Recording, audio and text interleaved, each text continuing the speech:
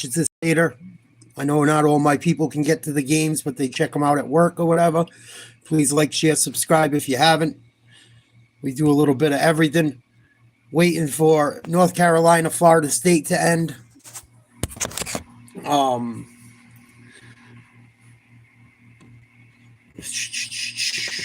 going to see if ESPNU has this game come on if this other game goes late, which it very well may. 6:51 left. Florida State up down 13 to North Carolina. Both teams about the same record, 17-11, 16-11. I think the Texas Tech Houston game will be on ESPNU for a couple minutes before it switches over to the end of this game, unless this lead gets much bigger. Florida State had it down to about 6, and then North Carolina just kept going to the hoop and drawing fouls, knocked down a big 3, at least one. Get my chat set up. Chat should be good to go.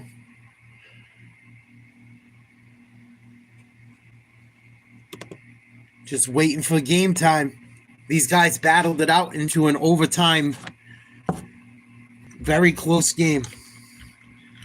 Yeah, Tiger, I covered it on today's podcast.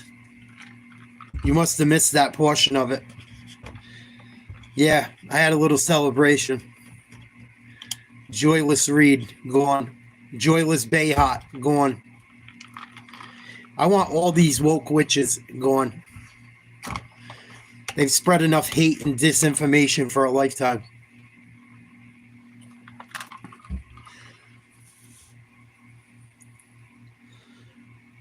Baylor just knocked off Kansas State 79-62. They'll be moving up in the rankings.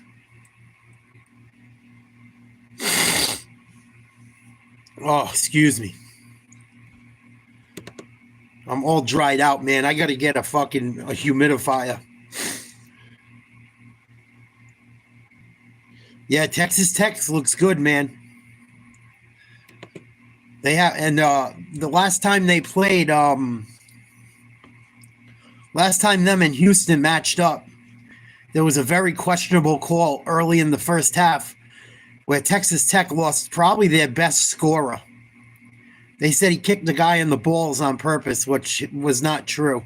The guy jumped to make a pass, and his leg inadvertently hit one of the guys in the private, and they threw him out of the game for it. But Texas Tech was able to battle through it and ended up winning in overtime, and they will have him in the game tonight.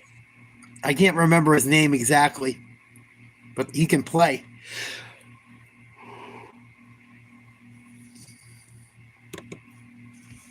North Carolina still up by 3. They just got an offensive rebound, 4:50 to go. The other game should be starting any minute. I think about 9:05 on ESPNU. I will try to switch over and catch it. Here we go.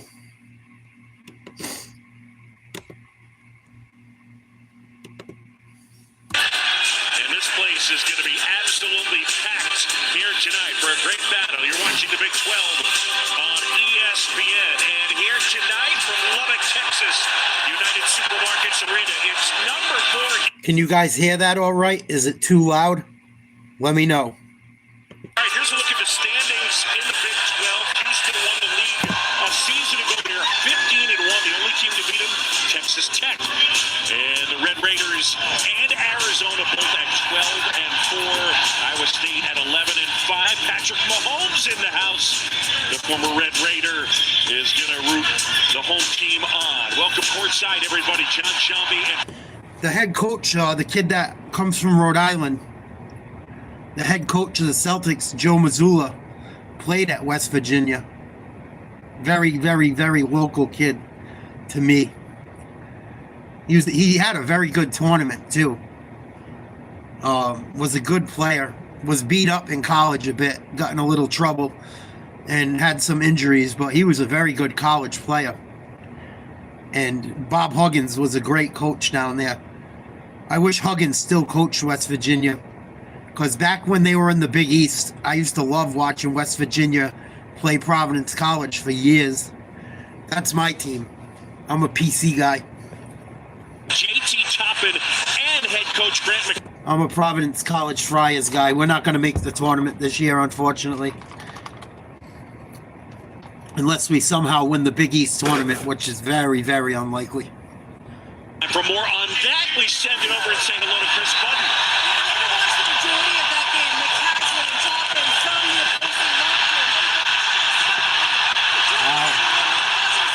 They're going crazy at Texas Tech right now. That place is loud.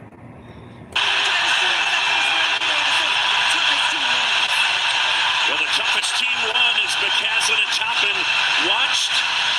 Toppin's going to start and play. McCaslin on the sideline, and we are ready to go when Chris Button's report. If you're able to make it out, you can hear just how loud it is in here.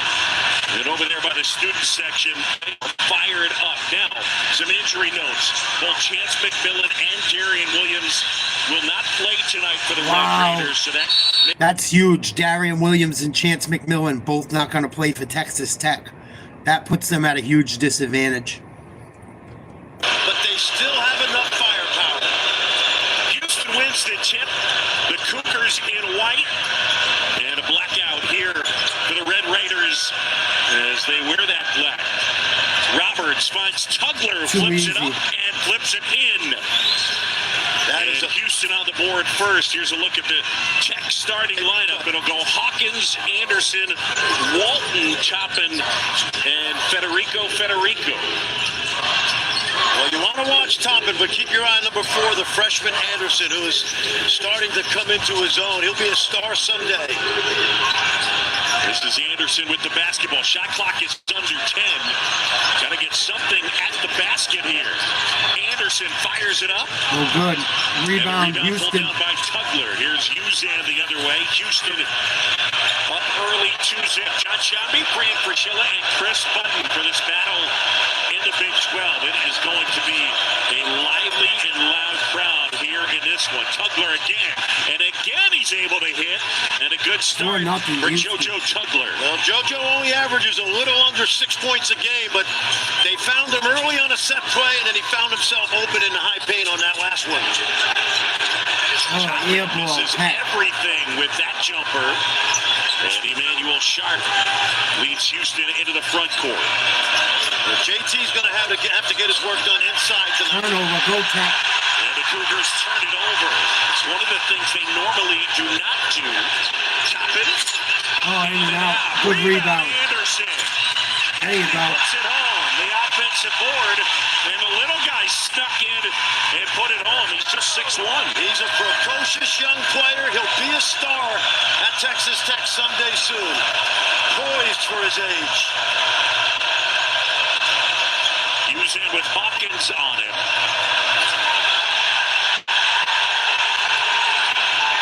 And now Roberts, who's really one of the focal points of their team. He is, Randy, as you call him, their culture warrior. Yep.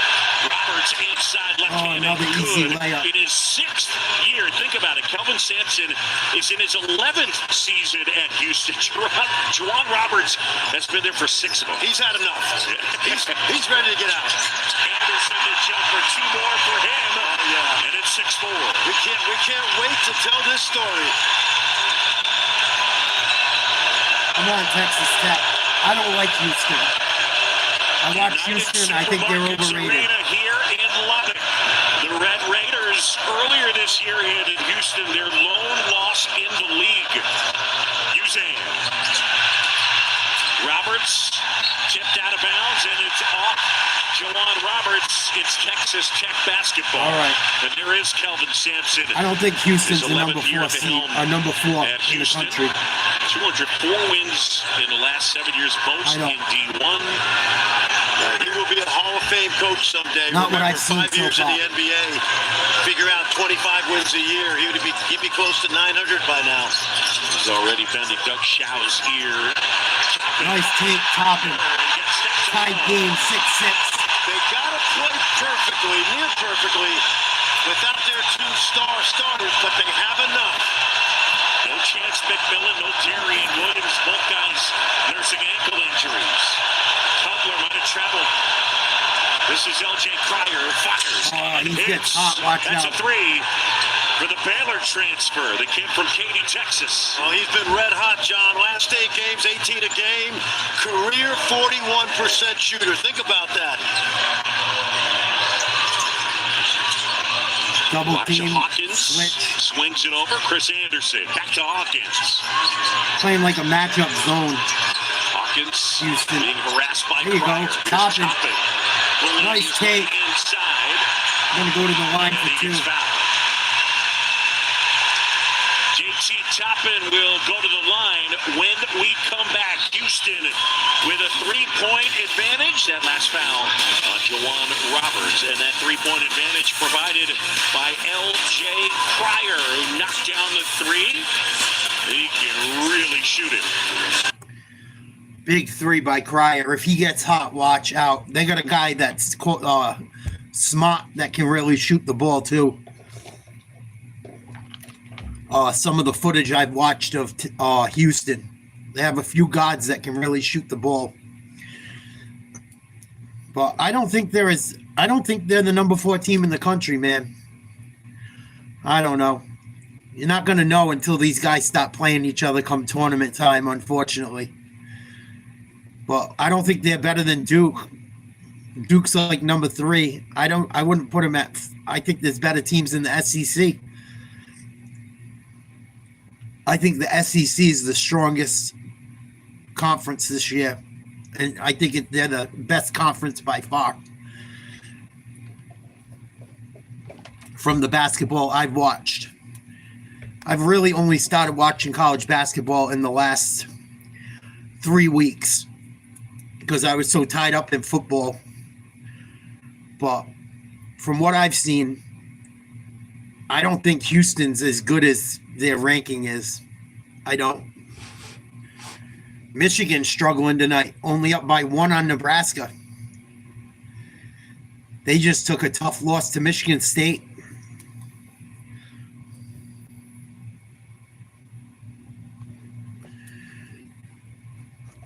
Oh, that ain't no thing, Kenneth. I try to help people out when I can. If you go check it out when he does the zombie apocalypse when it comes, if you click on the notification bell when all the zombies come at once, that fucking game is crazy. So you really got to check it out when he's playing against zombie, like when the zombies come to raid him and his buddy. It gets fucking crazy. It's like a cartoon for me. I laugh my ass off because they start saying funny shit and going crazy. It's pretty funny.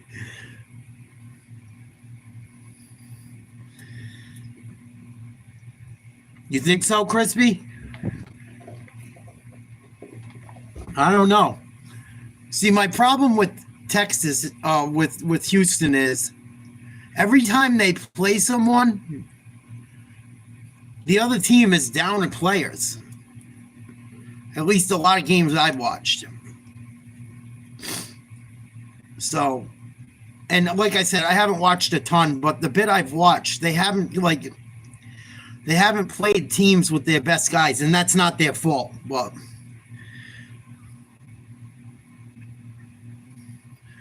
that kid's smart, and the other dude that hit a 3 already tonight.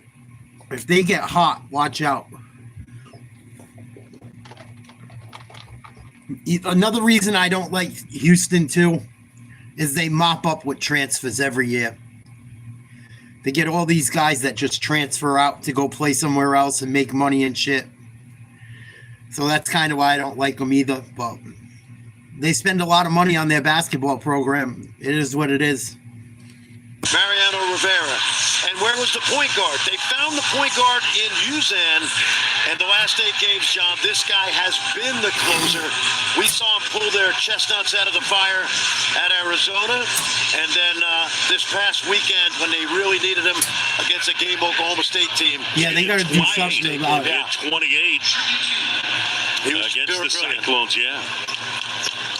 Like they lost to Texas Tech. Texas Tech didn't have their best player. Tonight, Texas Tech is missing two of their best players. I don't know. I know Texas Tech lost to Iowa State, but I don't know. I got to watch them more. Aslan, did you know that he was 9-8, Houston. this level of impact? He's their leading scorer. He's averaging 9 rebounds a game. He said, yes, I did. Yes, he did. Yeah, and that was a kick in the pants when they lost him in that game, of course. But great win on the road. Sharp collects from using it. Step back. And that one rolls off. Top of the rebound. Here comes Hawkins. Red Raiders looking to take the lead. Anderson as Roberts pops out. Houston, one of the elite defensive teams in all of college basketball. There's a three. Wide open look, no good. Turnover, good hustle. Comes away with it. Pull it. No good again, big rebound. And Federico pulls down the board. Hawkins, hellfire. Yes, big three. Texas Tech. From deep, Bolinofello. 11-9. Patrick Mahomes in the crowd. Tech up 2. Tech by 2. Toppin getting after it on defense. Oh, almost an over and back. Good D by Tech. Away, and it's out of bounds. And nice job by Hawkins. Houston ball Anderson on the shot clock. We've been in a lot of buildings this year. It's hard to think of one that's louder. And if anybody needs an emotional lift tonight, it's the Red Raiders shorthanded. Texas Tech shorthanded tonight. If they win this, it's going to be impressive. Milos Uzan sees big-time improvement for the Oklahoma transfer. Roberts collects, goes right hand. Missed layup. Ripped away by Toppin. He's kind of angling for one of those crazy nights. He had 41 and 15 a couple weeks ago. Oh, Toppin forced that one. Sharp swoops in for no travel. And we get a foul. Oh, come on. Yeah, on Texas Tech. I think they got Toppin. Yeah, they did. And JT had to be a little patient right there because they cannot afford for him to get a foul. Take a look. It's a good effort, but leave him alone down there. His own guy ran into him. On the court if we're the Red Raiders tonight. I don't know about that one. So Toppin will sit. Kerwin Walt. It's also a down year for the Big East and ACC, so maybe that's why Houston's ranked so high. That could be part of it.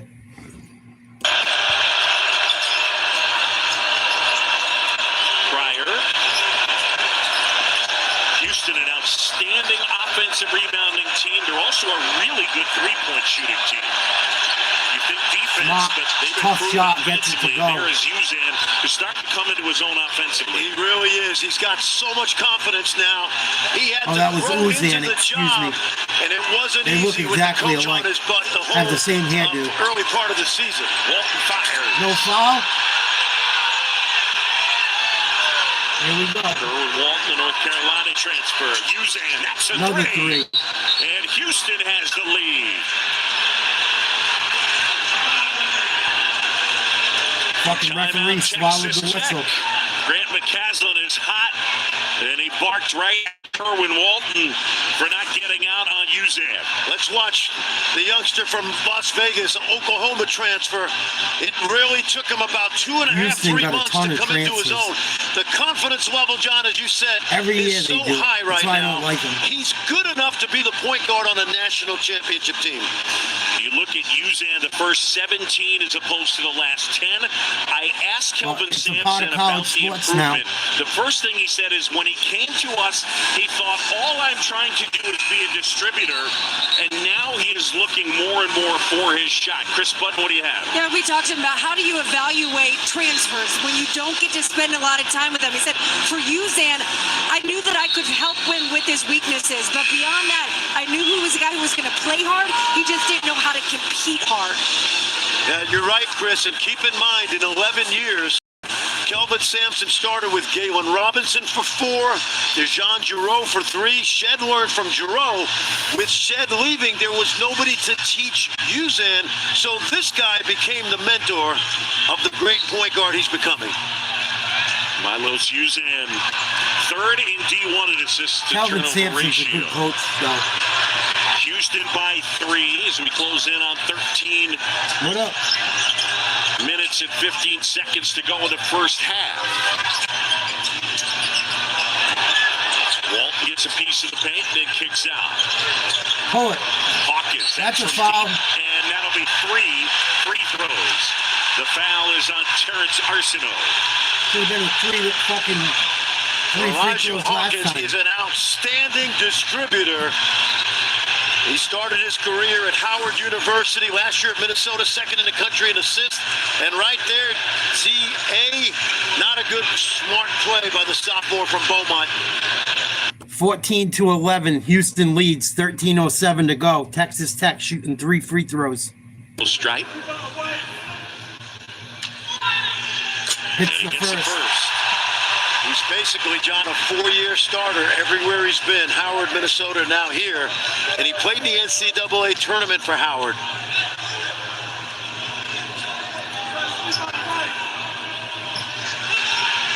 Knocked down the It's second. Hawkins in the win against West Virginia on Saturday, 10.7 rebounds, 5 assists. He turned it over Good just game. once in 34 minutes. Does a great job taking care of the ball, and he's the guy that kind of fuels their offense. Looks like North Carolina's going to pull out a in win his against hands a ton. Florida State. And he knocks down all 3. Nice shooting by Hawkins. Tied ball game. Tied up 14 apiece. College basketball this time of year is awesome. Javier Francis in the game for Houston. And there's Francis setting the screen. Uzan hesitates. Spinning. Oh, got away with the Lost travel ball. almost. Roberts trying to find Arsenault on the Good D by baseline. It's out Tech. of bounds. It'll stay with Houston. 8 on the shot clock. Yeah, very scrappy half-court defense so far by Texas Tech. At this point in the game, they're playing very inspired, being shorthanded. I'll try to throw it off your back. Ooh. Roberts gets it. And Roberts is fouled, and he'll go to the line. And he comes up hobbling just a bit. They get the foul on Kevin Overton. Jawan, more comfortable driving got left fouled. right there. I don't know. I mean, I didn't see He a got lot fouled on on the that. floor. Kip Kissinger had a great view from the other side. Maybe not a shooting foul, but they gave it to him. Miss it. It's the first. Line drive. Wow. Saying Williams is a P word. He's a P word.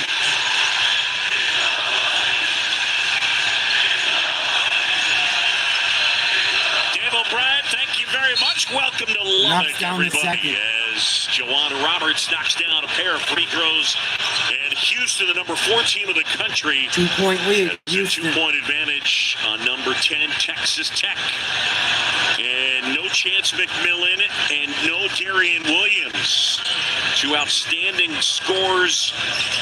And Gonna both hurt sitting with Texas ankle back tonight. injuries. So Texas Tech Nice call. is undermanned. As Good job Overton getting is to the rack. fouled. And he will go to the line. Kevin Overton will shoot 2. Overton, the Drake transfer, only a sophomore, a physical player. He gives you the physicality that Williams usually gives you, but he's got a more prominent role tonight. Young man from Oklahoma City. Turning into a free throw contest right now. Overton here. And gets the first. The first time these 2 teams met, February 1st, and Texas Tech won in overtime without their head coach after about 4 minutes and their best player, JT Toppin.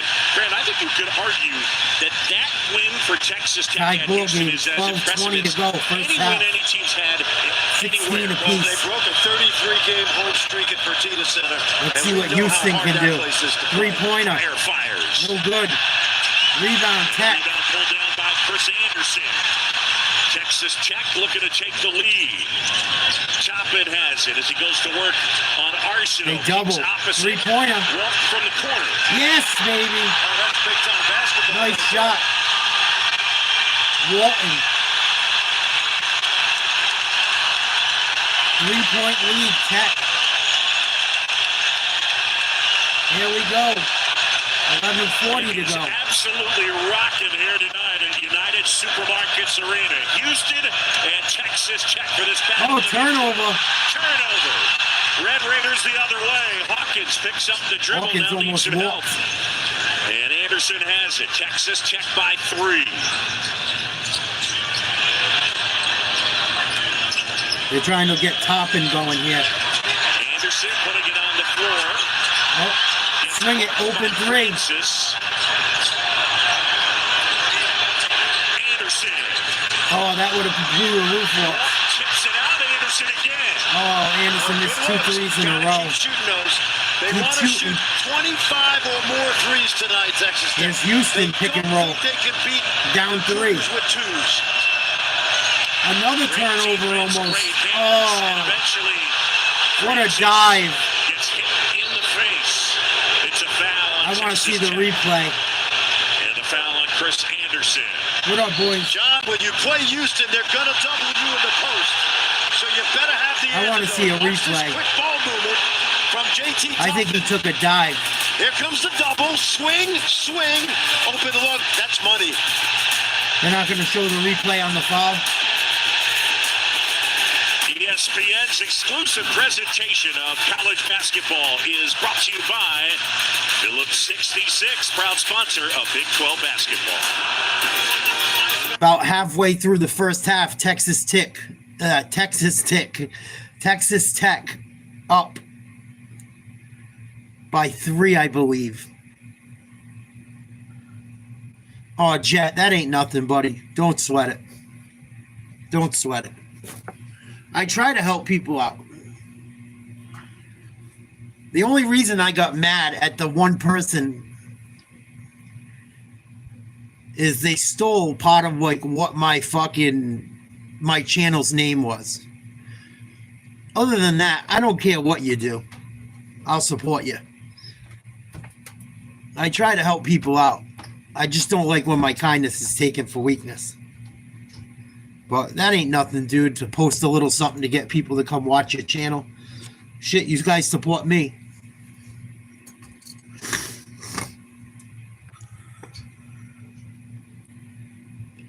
I was telling the boys they got to wait until you get to a melee. Once you have a melee, it'll be fun to watch. That's when it's fun. Or when you guys go on missions and shit. TV timeout. We got a timeout. Texas Tech up by 3, I believe. Little over 10 minutes to go in the first half. Both teams fighting hard. Texas Tech playing short-handed again tonight. Be interesting to see what happens the rest of the way. And the game just got switched back to ESPN. Anyone that wants to watch it at home. It was on ESPNU. It went back to ESPN, I believe.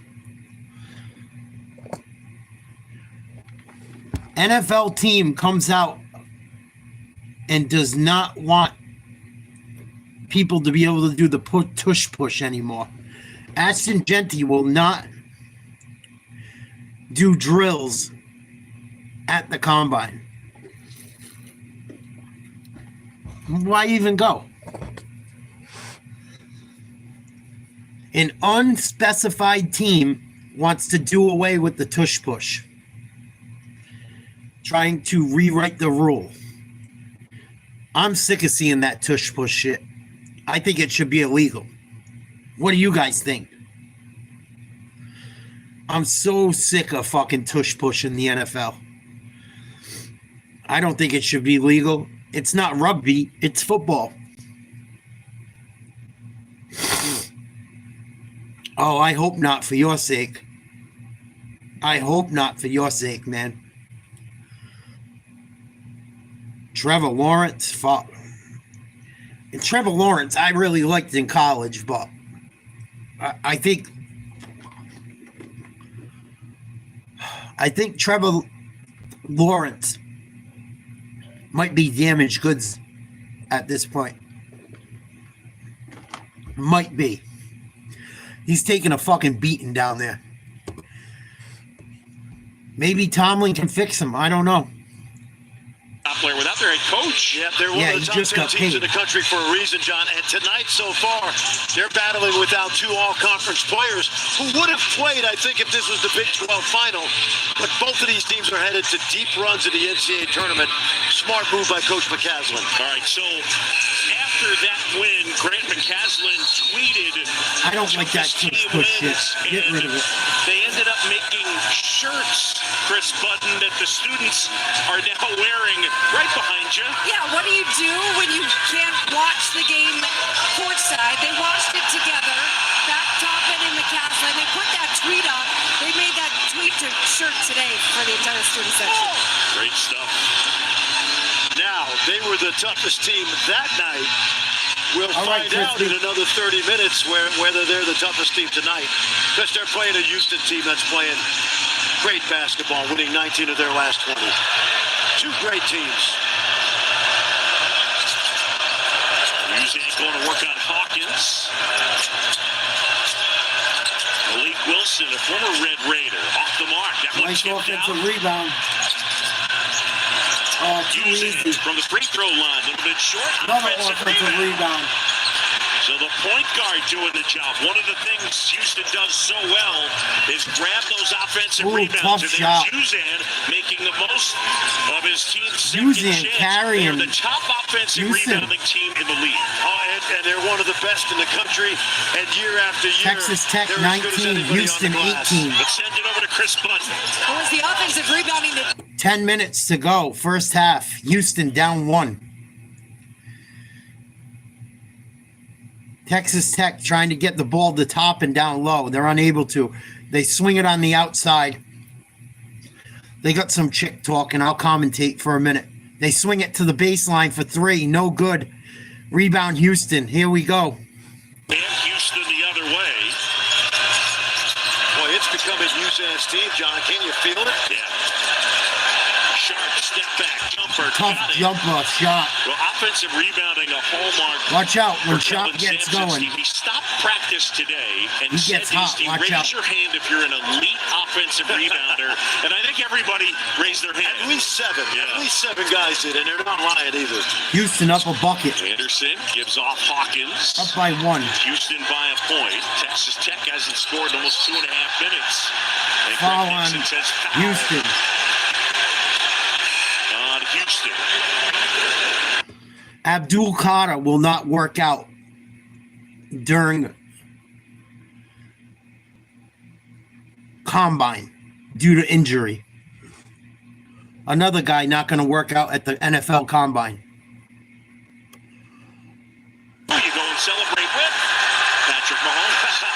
I'm sure the Chiefs were a little nervous when Patrick left his feet right there, but he is having a great time. He tries to get back here a couple times a year.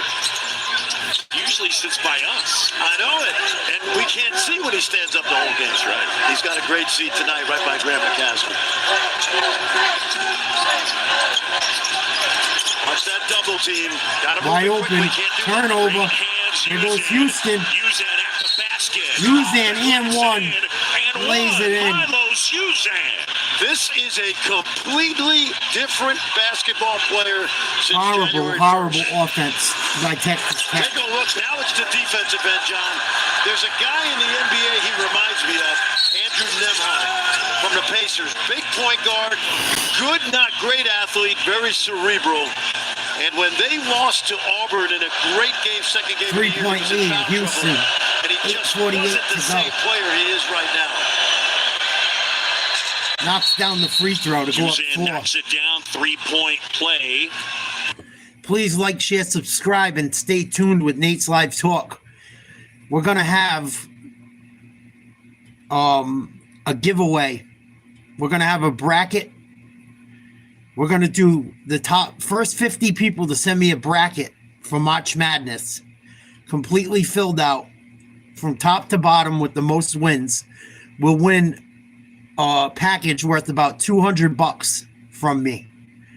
You got to be a subscriber. Make sure you like, share, subscribe to the channel, and we're going to do a NCAA tournament giveaway if you email me your bracket at Nate's Live Talk at yahoo.com. We're about 2 or 3 weeks away. Please, I'd love to see you guys get involved with it. I'd like to give back a little bit. I'm in a position where I can give back a little bit. Please like, share, subscribe to the channel, and be a part of our March Madness giveaway. That should have been an offensive foul, and it was. Nice job by Hawkins on defense. Suzanne, as he tries to discard Hawkins. Right there, easy. Push off Uzan. Watch Toppin right now. That double doesn't come quick enough. There he goes. Boy, we've been here for 24 hours. How about the preparation we saw today game from both teams? Locked in completely. Great. 8:09 to go, first half. Yeah, those weren't shoot-arounds. Those were practice. They were practices, yep. Toppin gets it inside. Up and under. Missed layup. Rebound, Houston. Rebound. Every possession's contested on both ends. Uzan's really controlling the Houston tempo. according to KenPom, the number 3 defensive team in the country. LJ Cryer here. They want LJ to go right because he's really good at stepping back left. Roberts inside. Good D. Texas Tech. Federico Here comes Tech. Defense. 3, Hawkins. Air ball. And out of bounds. Thought that shot might have been blocked. Under 8, timeout, and a good one here in the Big 12. Houston by a couple. 23-21. Houston up 2 at the TV timeout. About 8 minutes. About 8 minutes to go, first half. Yeah, I don't think they want to hurt their draft stock, Jet. Is what it is. I'm not going to go work out. Why? They're already going to draft me high. I think it's corny. Unless you're really injured. Like, if it's a legit injury, I can understand it. But who's to say? I don't think Abdul Carter's the kind of guy to drop out of it into some shit like that, but you never know. Ashton Genty's not doing it now. A bunch of guys that don't want to even show what they're worth. What the fuck?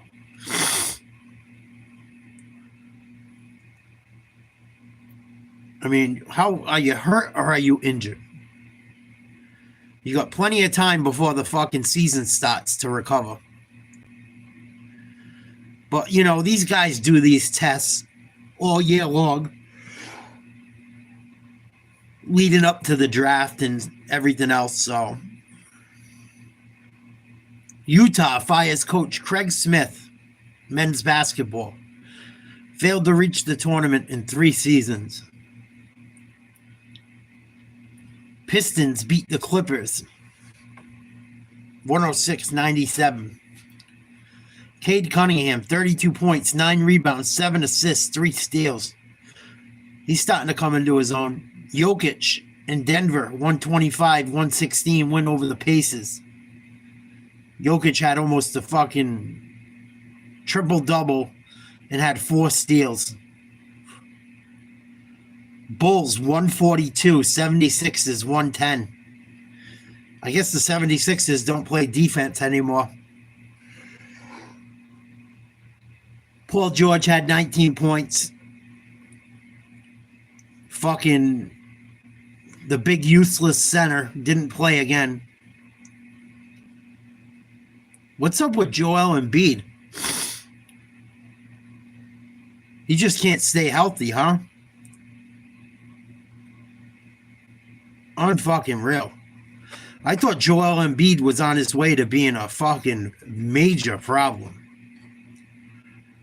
The year he won the MVP, I was scared for the Celtics. Thunder 92, Timberwolves 72. Wow. The Timberwolves were up by 10 in this game in the first half. Now they're down 20. Timberwolves are starting to look suspect too. I don't know what's up with Anthony Edwards. It's like he lost all his fucking swag. Shooting. I mean, it's the best shooting team Kelvin Sampson has had in Houston. 40%. He's got snipers. There's the depth. We talk about that. I don't know who their best player is because every night they got a go-to guy. And then this guy, we've watched him now for 2 years in this league. There are few better basketball cultures in the country than what they've got going on here. And the resume is a strong one. Yeah, third in the net and very clearly a team that's capable of winning the whole thing. They absolutely are. They had a game against Auburn early in the year. I think Auburn is the best team in the country. When Kelvin Sampson and Bruce Pearl talked later that week, Kelvin said to Bruce, you guys Houston are great. with I don't the know ball. how much better you're going to be because you're in Up by March 2. Storm. 7 minutes, Auburn's 15 gotten better, seconds but to go Houston's gotten first better half. too.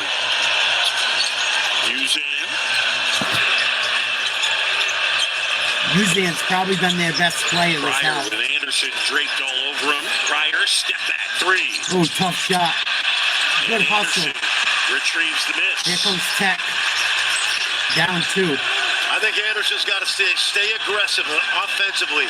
He's going to need to score a little more tonight. Watson's got a mismatch.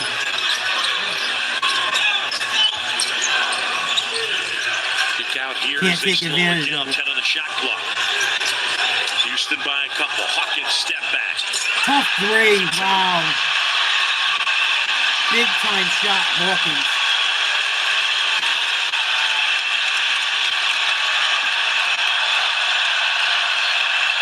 It wasn't a 3, only a 1, a 2. I guess his foot was on the line. Tied ball game. Every 6:10 to possession, go. every dribble, First half. every pass being contested. Uzan at the basket. Oh, man. And one. Uzan Milos and one to the again. line. Well, what you love about Uzan, he was getting pestered. I mean, that was almost a misdemeanor for harassment Wow. out there. But he kept his composure. Watch. Now he sees the cap. Uzan, Watch this I now. like the way he plays. Well, there's a little push from that foul Hawkins. should be on Hawkins. Yes, good call. Don't they- Uzan got that fucking style of play, kind of like that Luka style, like can go fast or slow, knows when to slow it down. Missed the free throw though. 25-23, Houston up 2. 6 minutes to go. Here comes Tech. Throw miss for either side. Under 6 to go first half. John Shambi, Fran Fraschilla, and Chris Button here in Lubbock, Texas. Tech You don't gotta want run to some ball screen offense. too much Come on. because they take it out of your hands with that trap. Yep.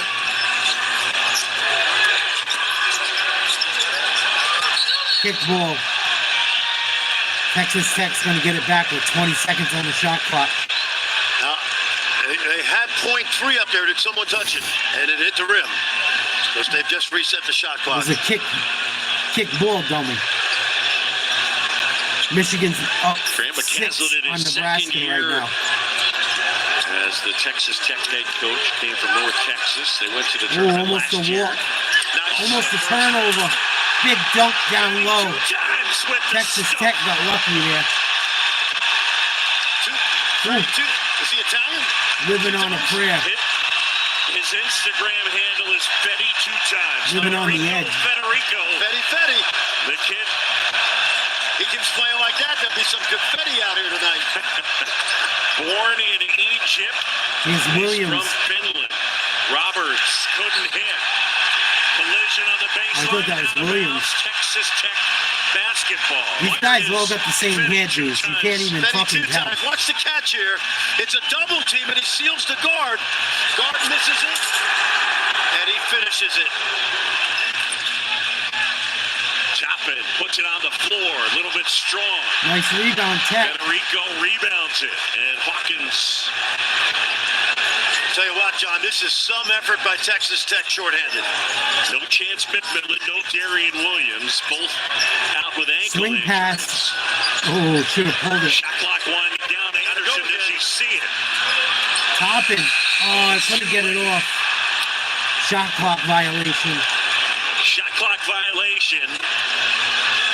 Well, that's the freshman. He's got to have that clock in his head. He knows it.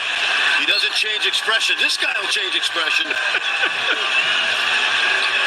Houston traps and doubles up top. Texas Tech can't let him do it. They're going to pass out of it right away.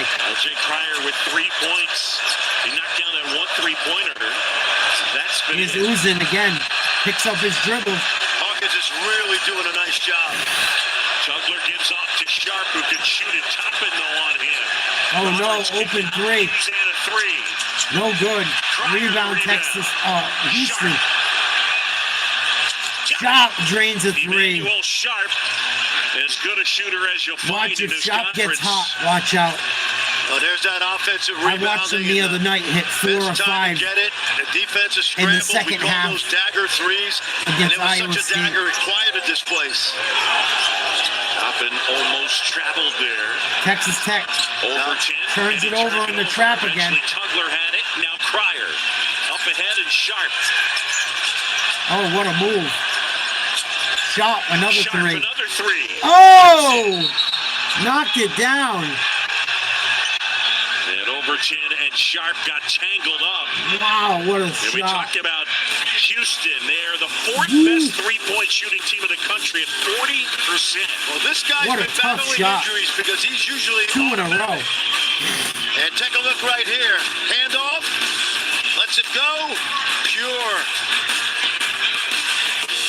Kid got a stroke. TV timeout, 6-point lead, Houston. Believe just over 5 minutes to go, first half. To anyone out there that hasn't heard, I'm sorry I sound like a broken record, but I really want people to get involved with what I'm trying to do for March Madness. We are going to have a March Madness bracket giveaway. Fill out your entire bracket. You got to do it so it's legible, so I can see what teams you pick. Whoever has the most wins, I will send a box of expensive cards to. I don't know what's in it. It's going to be all unopened wax packs. The winner will get. It doesn't cost you anything.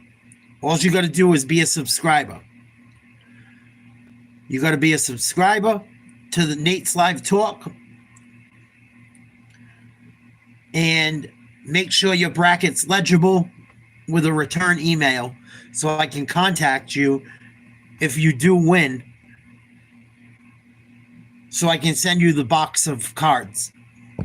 It's going to be a hobby box of cards. Probably basketball. Probably worth about $200. I'm going to try and find a box of hobby cards that has at least one autograph. So you guys got a shot at something worth some fucking money.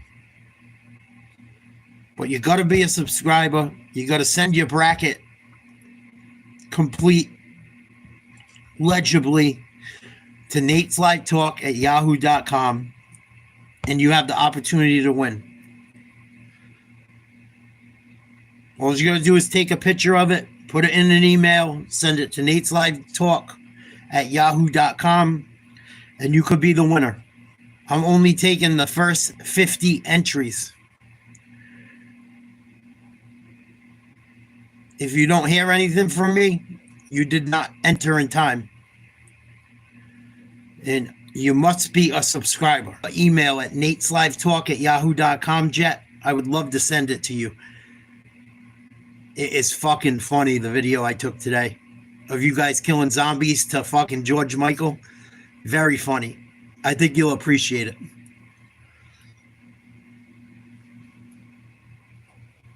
And I think it might be a type of way you could get some exposure for your channel if you copy kind of what I did. It's pretty cool, dude. And the music was playing while you were killing like chick zombies, and it's kind of like a love song. It's fucking funny as you're killing like the fucking slutty zombies. I thought it was funny. I have a sick sense of humor though. Here we go. 3:21 to go. I was wrong about the time. 3:21 to go in the first. Houston up by 5. 31-26. I believe it's Texas Tech's ball. At the Big 12 tourney, but Iowa State, after review, the 2-point shot at 5 they get somewhere deep. You know they're going to have a huge fan base. Oh, yeah. Hilton South. Yeah, Houston right now, John, there's only 3 teams in the country in the Ken Palm offensive defensive efficiencies in the top 10. Duke, Houston, Florida. Obviously, Auburn and Alabama not far behind them. But they are elite on both ends. They did change that Hawkins 2 to a 3, so it's a 5-point game. Texas Tech with the ball. Hawkins probing, gets a piece of the paint. Little guy inside. No foul. Couldn't hit. Chapman rebounds. Kicks out Overton. Hawkins will fire. No good. Good looks. Roberts collects. Here's Malik Wilson. Lob up ahead. Good hustle to get that. By Federico. And they had him stepping on the baseline as he caught. Texas Tech is missing 2 of their best players tonight. If they had their 2 best players still playing, 2 of their best players, I think this game would be a little different right now. I think it would at least be tied, if not more. There's Wilson, inside jumper, and that ended up. Boy, JT is a rebounding machine. Texas Tech is playing very short-handed without the 2 guys He's they're got missing. 5 rebounds in this one. He goes and gets those ones over the rim. They're going to get Toppin back into this game. I think Anderson's got to play a little iso ball at times tonight. These screens bring 2 defenders to the ball, and I'm not liking that. There you go, Toppin. And he got fouled. No ball. Nice layup. Work together. Of course. Absolutely, Kyle. You can talk any sports you want in here. Just try not to be a douchebag. I can only handle so much douchiness. Other than that, you can talk about just about anything you want. Sharp hangs, can't hit. Tipped out, Hawkins has it. Hawkins spinning. Missed free throw. Missed layup. And it's a foul on Texas Tech. Elijah Hawkins picks up his second. Watch the double team here, and he gets right. You need Don't spend money you can't live without. to the middle, then you look to the long, which is the guy at the rim. Watch this. Nice job by Fede right here. I wouldn't touch this game tonight. I wouldn't touch it. I don't know anything about it. I don't know anything about this game. Texas Tech is missing guys, but Texas Tech's tricky. I wouldn't touch this game tonight. Pryor gets it to Roberts. I'll tell you, Federico's really bothered Roberts tonight with that length. Houston, a team with a lot of length, being bothered by Tech's length here tonight. Roberts, that shot was contested and short. Red Raiders the other way. Walt, catch and shoot. Oh, in and out. Halfway down. Yes, it was. This place would have exploded. Wilson gets bumped on the floor. That was ticky-tack.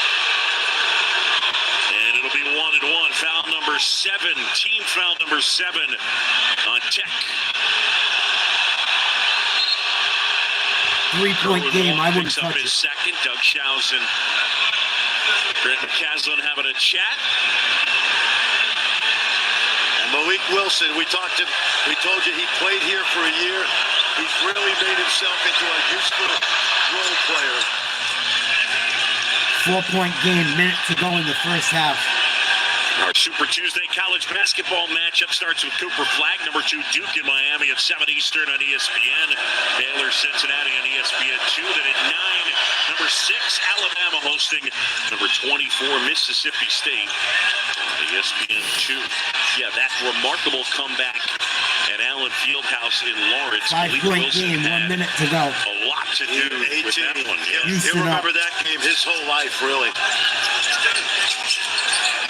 Houston was down. Ooh, bad stages. shot. That one. What the I'll fuck tell you was what that? it was. Yeah, but that was a 2-for-1 shot. Yep. Could have got a little closer. Wilson not able to hit. Xavier Francis. Travel. And he traveled.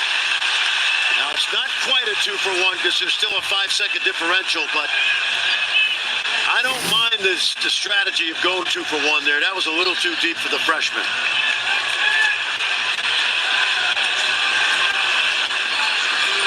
Try and get the ball to Thompson.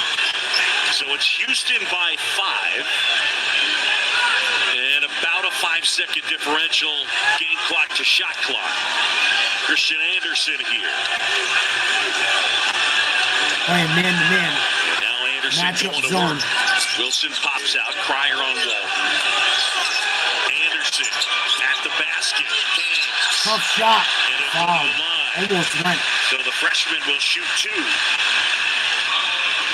Yep, this young man from Atlanta, He's got balls. he's actually a dual citizen of the United States and Germany. His dad was a very good player, a professional player. Here he is this past summer. This young man was 120 pounds going into 9th grade. Believe it or not, and good for him, Juwan Howard at Michigan offered him a scholarship. He committed at about 5'9", 140 as a sophomore. Now he's right at 6'1" right now, John. He's still growing. And he's working on his German. Yeah, and he doesn't speak German, but Dad is German. Dad played at Virginia Union, played overseas forever, and he's now, you watch, he'll be on the Olympic team someday. Dirk Nowitzki and Schroeder, they all know this kid. Knocks them both down. Knocks down both. 3-point game. Tough Timeout. plays by the freshman. We'll step aside for 30 seconds. Back to Lubbock after this. Houston leads 33-30 over Texas Tech. Houston just took a timeout with 6.6 seconds to go. Couldn't get into basketball. It's not for everyone. People like what they like, you know. Some people like hockey. Some people like basketball. Some people like fucking tennis, golf. It is what it is. I like just about everything. Except for woke bullshit and tranny cults and vegan cults. See in Tennessee and Texas A&M. Buzz Williams got a terrific team, as does Rick Barnes. And Chaz Lanier and Zakai Ziegler went into Reed Arena and made some big plays down the stretch. Really impressed with both of those teams, and rightfully so, as the SEC has had just a marvelous season. 6.6 seconds. Cryer inbounds Uzan. Uzan gonna go coast to coast. Basket up and under. No good. And Uzan just missed what would have been a spectacular end-to-end run.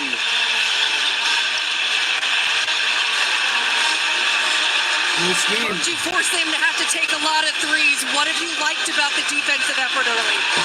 Well, the game changed. We started to get some defensive rebounds. You know, their best players top them. You know, he got going there, and we made a little bit of adjustment. But, you know, when you're on the road, the big key to win on the road, Chris, is you got to make shots. We're Malik, and, you know, we're getting good shots. We just got to knock them down second half. Uzan has given you 12. Who else do you need to be able to step up offensively in the second half? Need to get LJ going a little bit. They're doing a good job defensively on him. You know, teams play great defense at home. It's not easy to get wide open shots against good defensive teams, but we got to come up with something. Thank you, Coach. All right.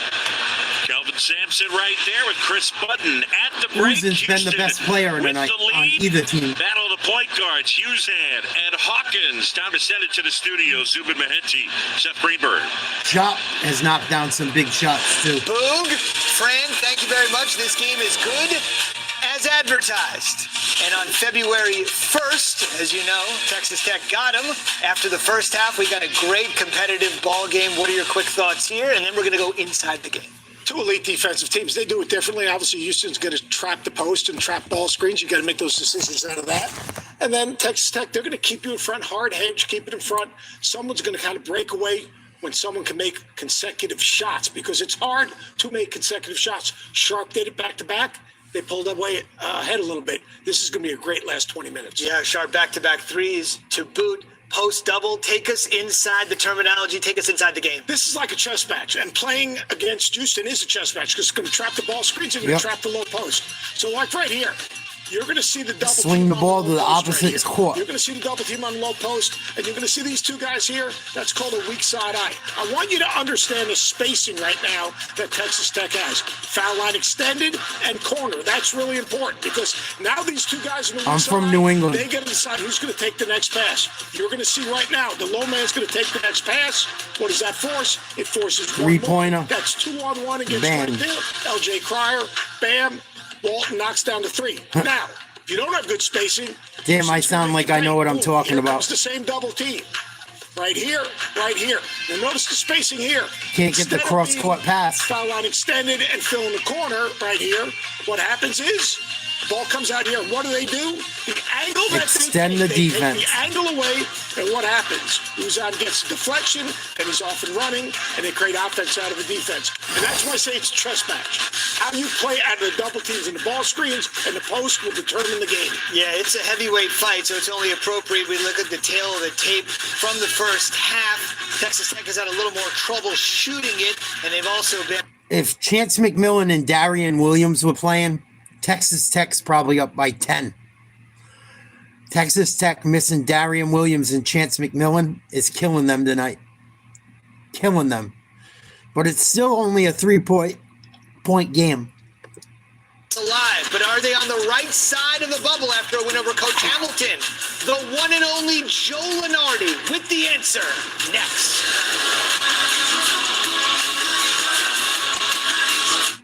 Ever since they got DirecTV, they don't miss a game. Not the open. Halftime, Texas Tech down 3 to Houston. Second half coming up.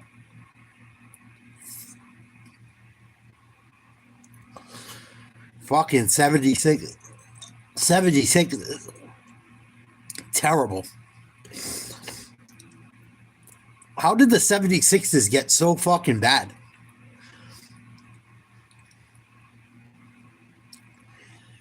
Trust the process. Trust the process. Holy shit. You got Tyrese Maxey, who's a stud. Paul George, who's supposed to be a stud. Paul George hasn't done shit this year. Joel Embiid is going to go in for another surgery, they're saying now. Didn't play again tonight.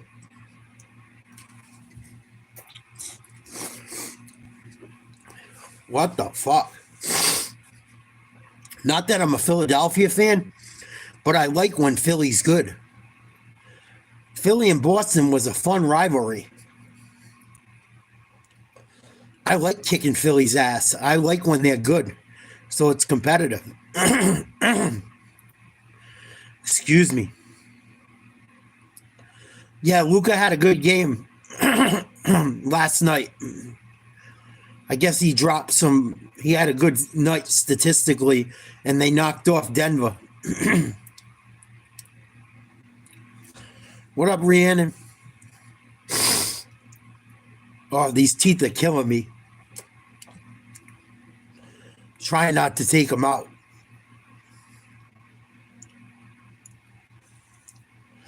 Yeah, he had a big game. Big game. JJ Redick told him he wanted to have him black out at least once during the game. JJ Redick was credited with Luka's performance. I can't stand JJ Redick.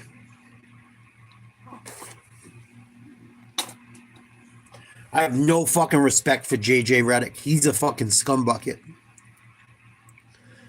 The way JJ Redick talked about Larry Bird, if I ever seen JJ Redick, I would give him a piece of my mind. I might even fucking spit on him.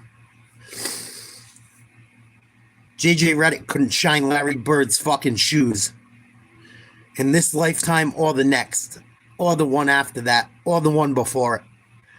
I'm so sick of these new players thinking that the old guys couldn't fucking hang with them. It's a load of shit. Seth, these teams come on to shoot 34 for 121. Those old guys work so much harder. Trey Donaldson does his part. Eventually, I know you love the Yale. Well, he said Larry is not an all-time great shooter, amongst other things.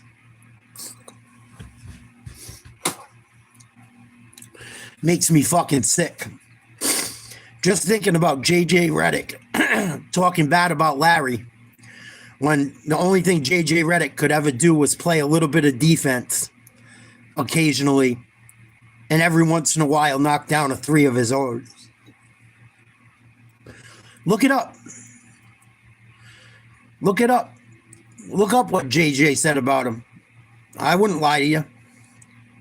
I'm going to go use the rest route.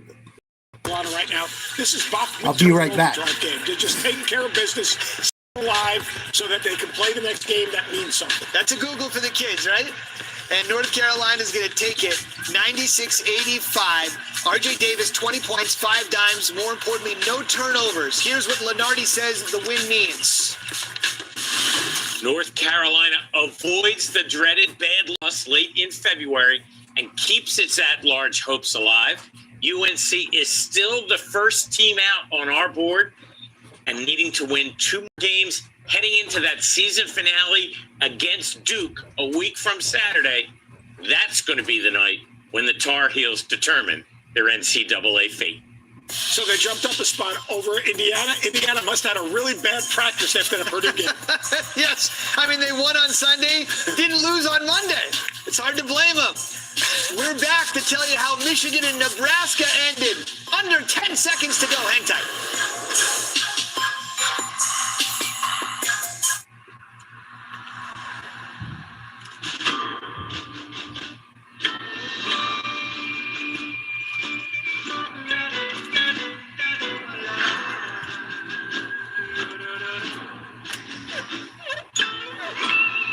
With the Fuel Forward app, the more discounts you stack, the more you save.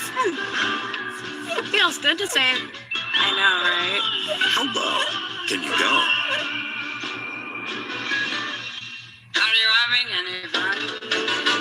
What you getting out of living? Who cares for what you've got if you're not having any fun? Have a little fun. Feeling healthy by leaps and bounds. Making a dinner that makes their whole day and giving your best friend the best nutrients for their best life. Science did that.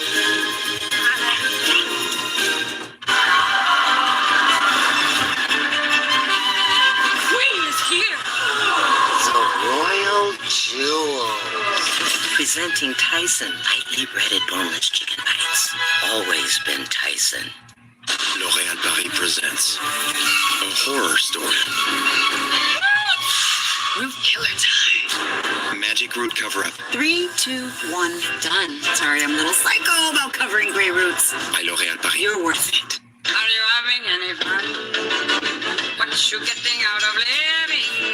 Who cares for what you've got if you're not having any fun? Have a little fun. Put your new pharmacy order is en route for some.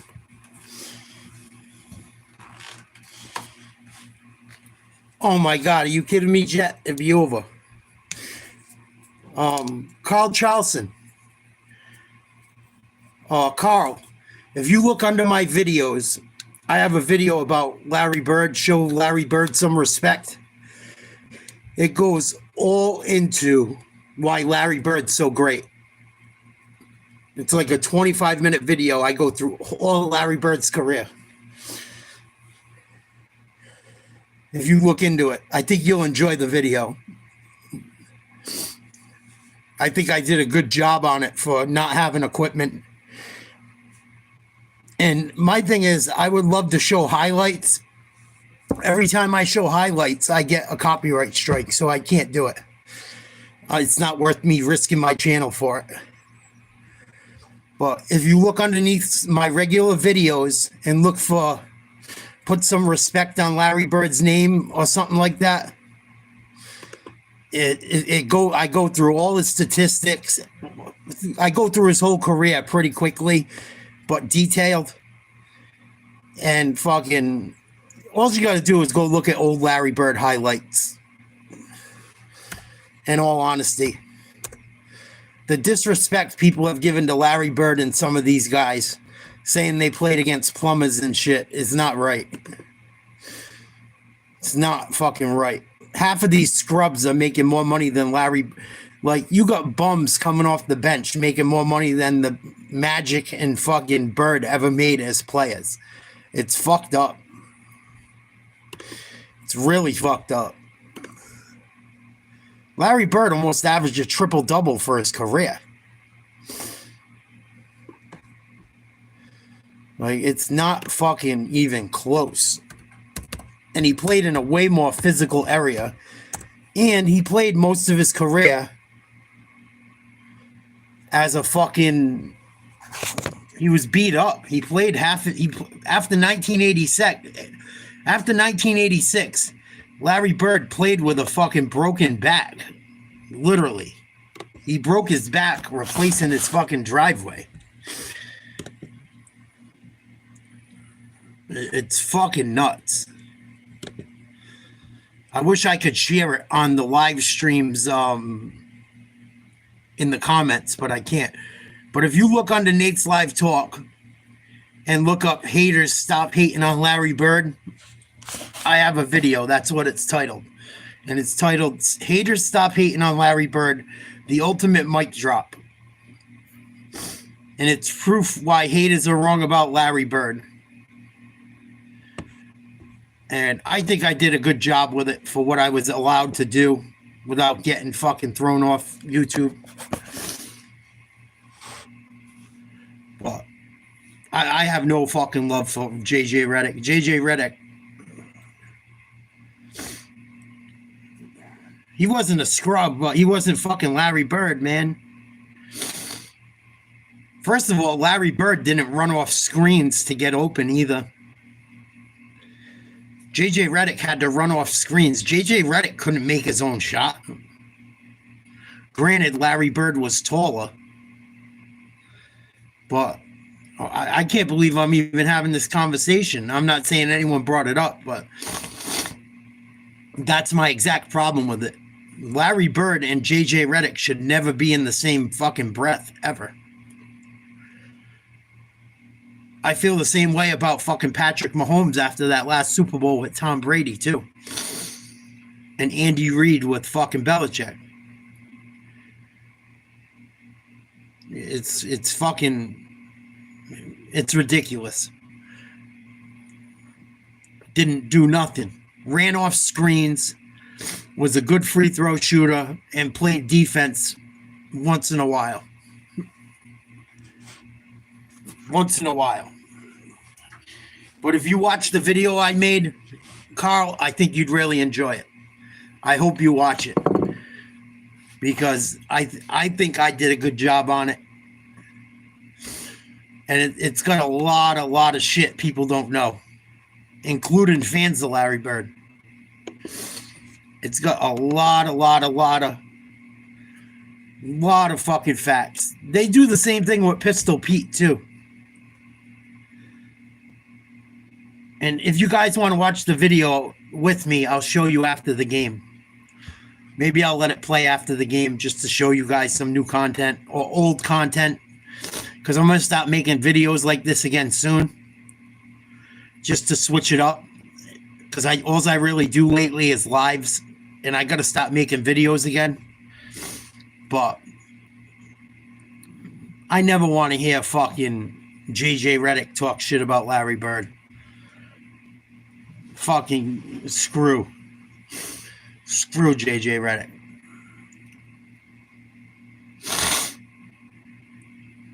Yeah, they talk nonsense. Unidentified team proposes ban on tush push. Owners could vote on idea at annual meeting March 30th through April 2nd. Play entails one or more players shoving quarterback forward towards the defense. I hope they get rid of the tush push. Make the running backs and the quarterbacks earn their fucking money. Here we go. Texas Tech down by 3. Start of the second half. Tech with the ball first. For the second time this year. Red Raiders with the ball. Kerwin Walton gives off to Hawkins. 3-point Houston advantage as we start the second 20 minutes. Hawkins. Nice look. To the corner and Walton. Nice 3. Tie game. You see that a lot. They go one way, but they're screening the deep corner. Those are... Houston is very lucky Texas Tech is down 2 of their best players tonight. I think this game is a 10-point lead for Texas Tech right now if they had the 2 players they're missing. We'll see if that continues here. Tugler flips it up. Nice little hook shot. Settle in the drought. And he's at his average. He had those first 2 baskets of the game. He went quiet. But JoJo really more of a Definitely, defender, Jeff. shot blocker.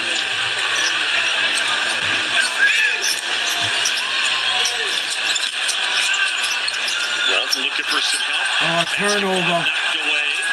And eventually it ends up with LJ Fryer. Fryer led a quiet first half. It's not a horrible bet, 3 Carl. points. Roberts going to work inside. Not a horrible bet, Fouled. but- I think they got Toppin on that. Let's go back to that first play. Watch the ball come left, but in the right corner, there's a screen. Really good execution. They set up a great shooter in Kerwin Walton out of the timeout, out of the locker room. Really well done. Walton, outstanding shooter, the North Carolina transfer. That last foul, by the way, was on Federico. His first. And Jawan Roberts at the line. Roberts, 61% from the strike. This guy. And a reminder, Thursday on ESPN, our primetime women's basketball doubleheader. And it features number 8 North Carolina, number 16 Duke. That's at 7 Eastern. And then 6th-ranked South Carolina in Oxford to take on Ole Miss. It's coming up, women's hoops on Thursday. How about Roberts? Johnny, he's going for his 140th win. The winningest player in their history of steel. Using with the good hands. Big 3. Can't hit.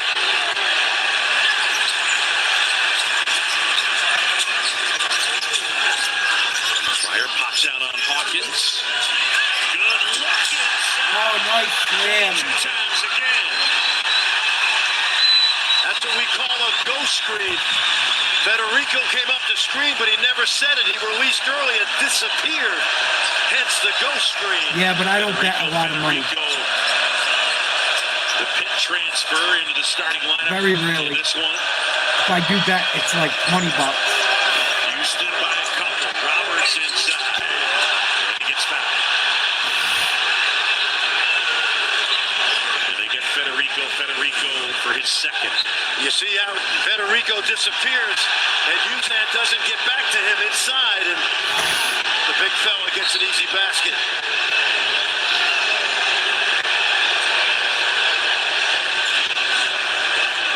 I'm no genius, but I think Kelvin Sampson's going to the 6th-year senior. Not really. Once in a while. I really bet on fights more than anything. I bet on fights, and I usually bet underdogs. That's how I've always made money. And I never have a ton of money where I can make life, I don't really bet on the Celtics or bet on teams I like because I'm too emotional over it. Plus, the Celtics are always favorites. To make money gambling, you have to bet on the underdog. Both. But to make real money gambling, you have to take underdogs. Betting the favorite is not going to make you shit. Toppin moving the ball quickly. Anderson back to Toppin. Puts it on the floor. And one Toppin.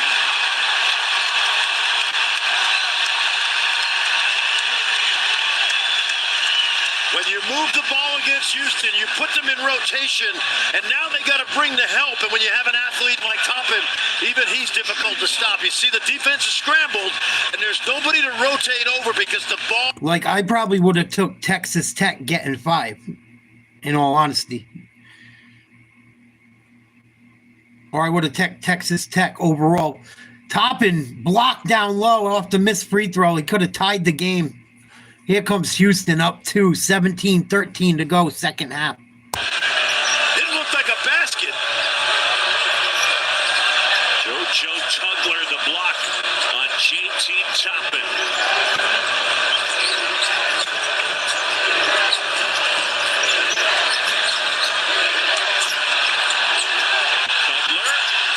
Another offensive rebound, Houston. Oh, man, he's killing them. That's murder. Houston, another 3. Right in the heart. 15 from Milo's Uzan. 5-point lead. Here's Toppin. Toppin inside. Oh, and 1 again. Nice hook shot. Wow. I know one thing, J.T. Toppin not deterred.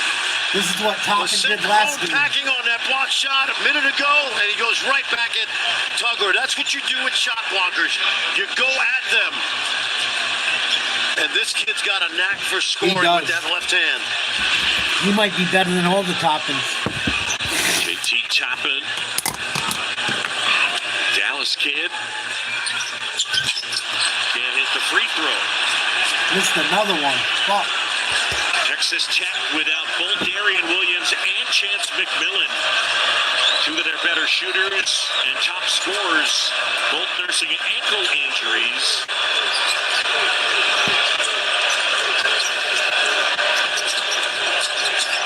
Pryor probing. Oh, and 1. Houston. Plus the foul. Big dunk. Big fella to big fella passing. That 7'6" wingspan comes in handy on occasion. On both ends, take a look. Little Gretzky right there. We call that a Gretzky when Pryor goes behind the net. And then great post-to-post passing right there. And that kid is 6'8". Wow. But he's a +10 wingspan, which makes him a unique basketball player. Only a sophomore.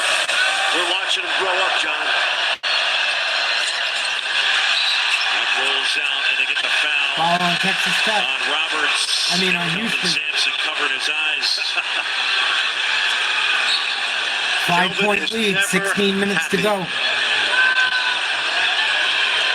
Until they win. So 3 fouls now on Roberts. Hawkins from way downtown. Short, rebound. Overton. Nice move, foul. And they get Tugler on the foul.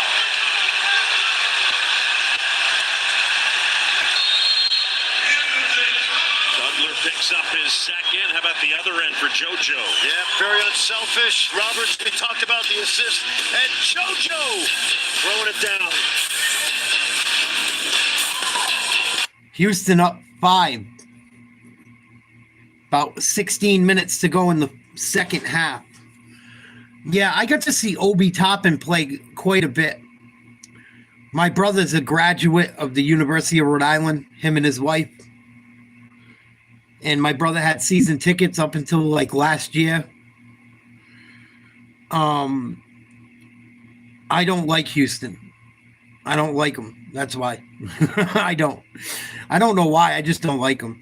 You know why I don't like Houston? Because Houston grabs a lot of players from other colleges to stack up their team every year. That's why I don't like Houston. Most of the guys playing for Houston, they didn't recruit. Because they dump all their money into their fucking basketball program. That's why I don't like them. That's why I think they're going to come up with an NIL deal where it's fair. What up, CB? Chilling, watching some college hoops. Please like, share, subscribe to Nate's Live Talk. We cover sports, politics, cover everything.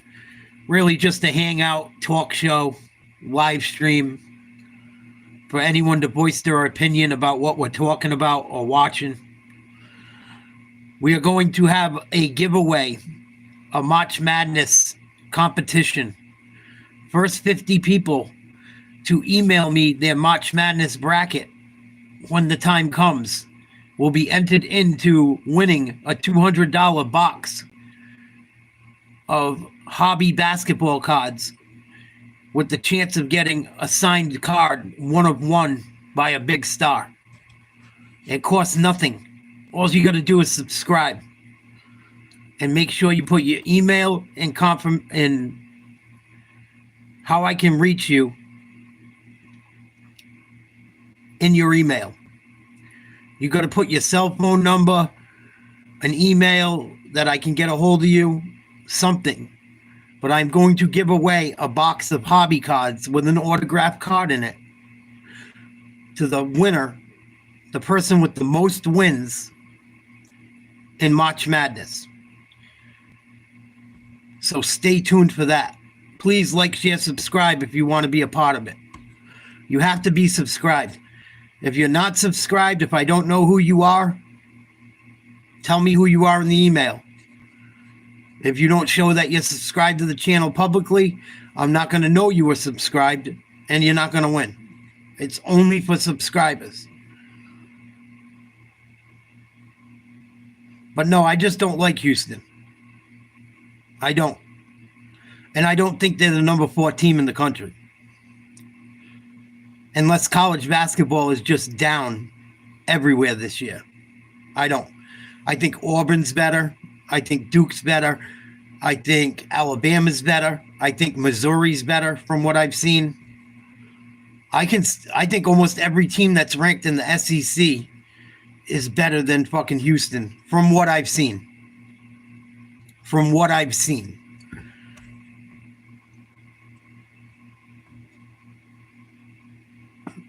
I'm not a fan of Houston. I think they're fucking overrated, and I think they do a lazy job of recruiting, so they just grab everyone else's transfers. I don't like that shit. Texas Tech knocks down the first free throw. Houston 44, Texas Tech 40, 15:45 to go. Second half. Practice in a long 3-point time. game. I asked Kelvin last year, what happens when you have a bad practice? He looked at me and said, we don't have bad practices. 3-point game here in Lubbock. John Chomby, Grant Frischilla, Chris Button. Top 10 matchup. Number 4, Houston. Number 10, Texas Tech. LJ Cryer here. Cryer puts it on the floor.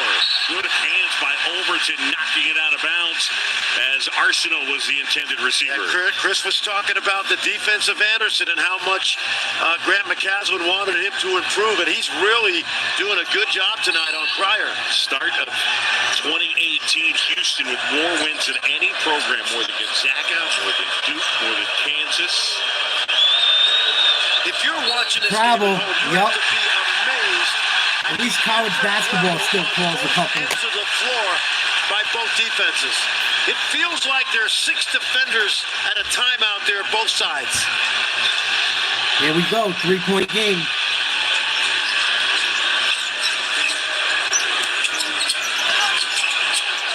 Toppin. 3. Kicks Anderson. Nice rebound. Rebound. Oh, in and out. Oh boy, that was in and out. And a missed opportunity for Me too, Texas Tech. Crispy. Great job by Toppin.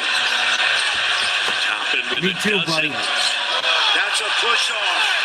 Oh, that should have been a foul on Houston. Houston with the shove. Did not Another get called. fucking call. Cryer has it. Cryer. Another travel, too. There briefly. And a moving screen. Shot clock winding down. Shot. Step back hoist. Rebound, nice. And Hawkins pulls it down. 44-41 as we get it rolling here in the second half. Come on, Tech. Protect the win. They've got to make 5 threes from now till the end of the game. And they've got to. Come on, They Tech. can't win a game when it's just 2s and 2s. Nice pick and pop. Pull it. Ball fake, jumper. Oh, in and out. Tip, ball. Good call. And a foul on Houston. I told you not to take the bet, Kyle. I told you. Not because I don't like, I told you it was a bad bet. It's going to be a close game. It's going to be a close game. Grant disagreed. Kip Kissinger said, nope, I got it before.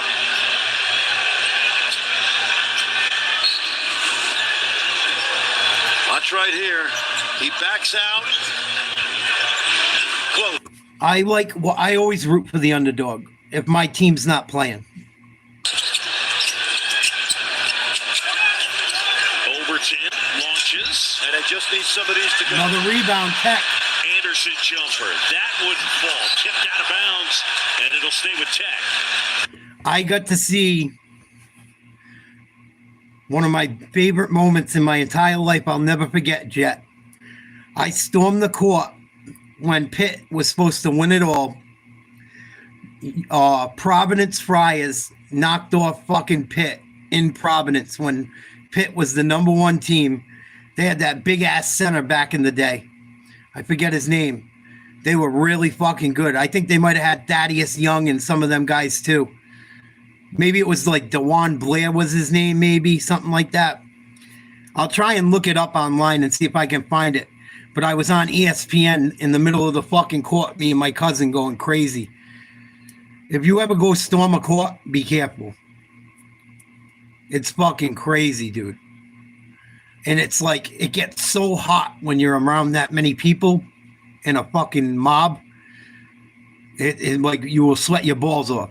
It'll make you uncomfortable. It's so fucking, it'll turn into like 150 degree temperature with all those people that tight very quickly. 44-41, Texas Tech down 3. 13:30 to go. Oh, Providence knocked them off. It was fucking beautiful.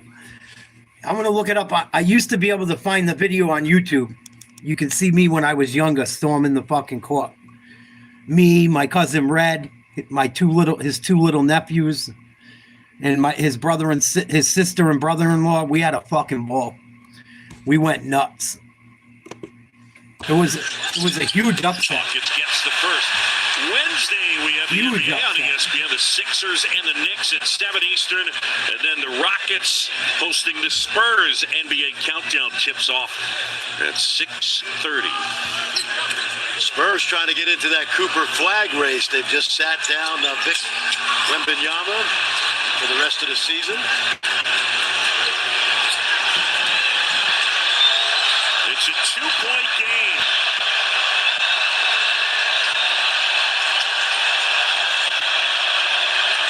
Roberts with Toppin on it. Roberts directing traffic. Backing down. Shot clock winding down. Uzan. Gotta put it up. He does. Tough shot. It goes. Uzan's Milos good, man. Uzan with the bucket. He's got 17, and it ends. Well, Carl, you got to win by 6. You don't make no money unless your team wins by 6. So you better hope they get another few points lead or you're in big trouble. Inside Overton, and Roberts rebounds. And Kevin Overton's got to finish those plays. 4-point Get game. fouled. Houston leads. Roberts. Turnover. Oh, got it back. Inside. Roberts. Look what I found.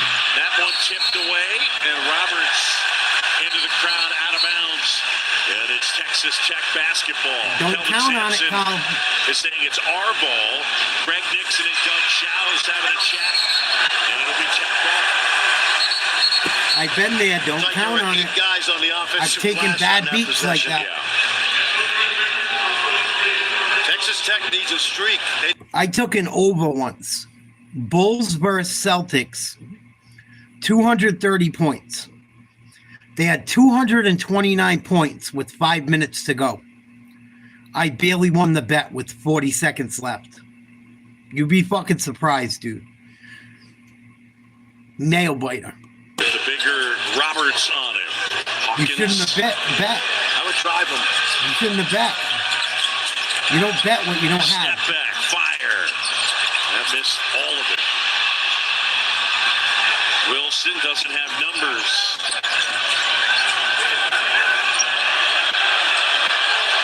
Turnover. It's there by Overton. Anderson. Oh, bad stolen pass. by Wilson. Get up. That's effort. And now they've got some numbers at this end. And now they'll set it back up. Roberts. Good D, Tech. Federico. Tech saving tough. Anderson jumper. Sure. Tipped out. Set up an How about these offense. possessions? It's unbelievable. Get the ball to Toppin. The defensive intensity. The effort and energy both ends has been impressive. Inside, Hawkins rejected. Good D by Anderson Houston. lost the handle over and back. And our under 12 timeout, 46-42. Houston. Houston is so lucky. Houston is so lucky. Texas Tech is missing two of their best players tonight. Texas Tech is missing two of their better big men. Houston is so fucking lucky. Houston's in trouble come fucking tournament time. Or come Big 12 tournament time. Texas Tech knows they're in. They're just trying to get healthy. This game is a completely different game if them two guys play for Tech. I'm telling you. I know it. I know it. I watched Tech beat this Houston team not even 2 weeks ago.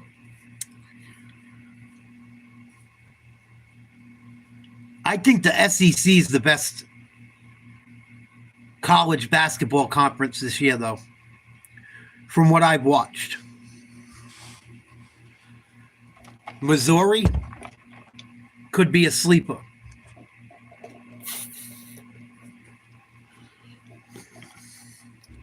Watch out for Missouri. Watch out for Auburn. Watch out for Alabama. Kentucky, always tough. Arkansas could be a sleeper. Tennessee, always tough.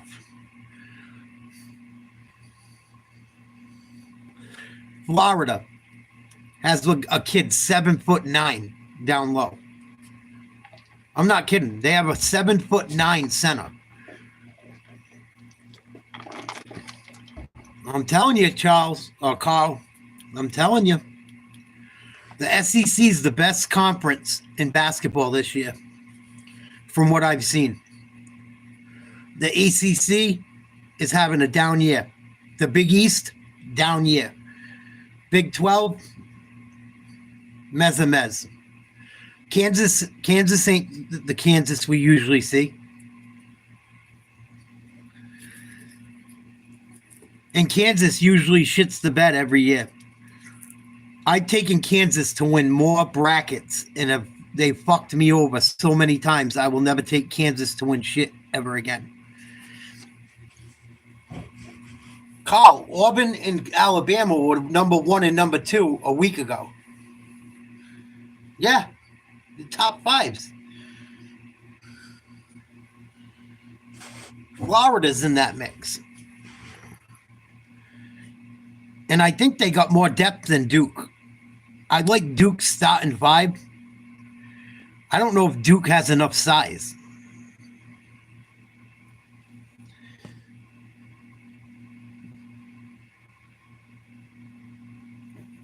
No, they're going to be there. I would take any of them over Houston. Any one of them.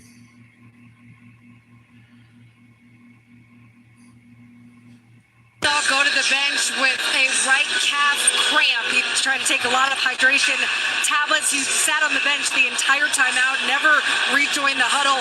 Grant McCaslin inside that huddle, reminding his guys, we have to be able to rebound on every single possession. Also reminding Walton, hey, you got to shoot the ball. We can't just rely on Anderson to be sitting up here dribbling all by himself, not being knowing who wants to take a shot. Arsenault backing down on Overton. Terrence Arsenault.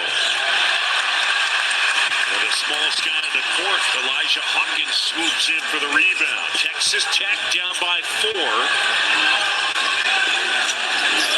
4 for 21 from 3. That's great defense because you take away the lines, it's hard to score on these guys inside. They draw the foul.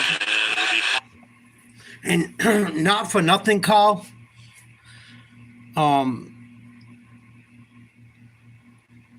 JT Toppin's only a sophomore. You keep comparing him to his brothers, to the other Toppins. He's only a sophomore, bro. He's only a sophomore, dog. I like Michigan State. I like Tom Izzo. I like Michigan State always. They're always tough. Michigan State, we watched the other night knock off Michigan. They look good. They fought back all night long. And they have a very good set of guards as well. They got Jason Richardson's son. Jace Richardson.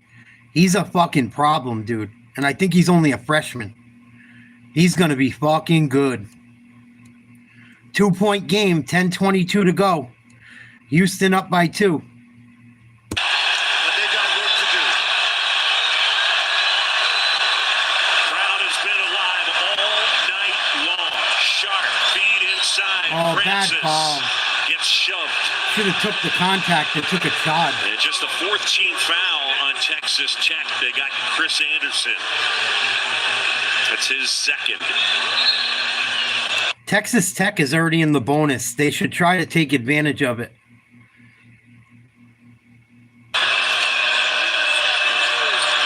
Yeah, you do not see too many power conference games where teams playing 6. Yeah. If you're a committee member, you're watching tonight. That's a foul. Gotta call that. If you're a committee member watching tonight, and I know they are, this is an impressive performance by Texas Tech. You know, Houston is absolutely a 2 seed with a chance at a 1 seed, but this Texas Tech team is not hurting itself with this effort. No.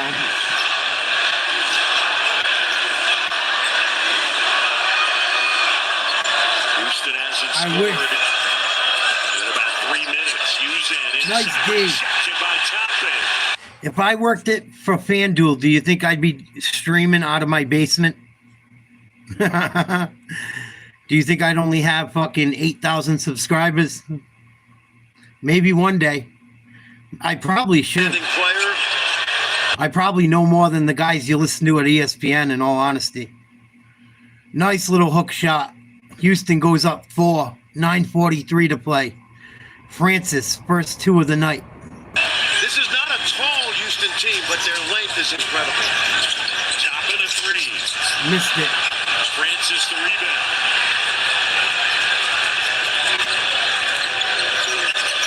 4 for 22 from the 3-point line. Nice cut. 6-point game. Uzan finds Wilson, and the lead is ballooned to 6. 6-point lead. Houston, there you go, Carl. Carl's a happy boy. 9:18 to go. Wilson averaged 2.5 points in his 1 year at Texas Tech. And he's got more than that tonight. What a role player. The only guys worth the shit on McAfee's show are the guys from Boston. In all honesty. Only ones that keep it real on that whole show. McAfee's all right. I mean, he's all right. I don't watch him really either. But the guys from Boston know what the fuck's up. Or New England, wherever the fuck they're from. Houston up 6. Timeout.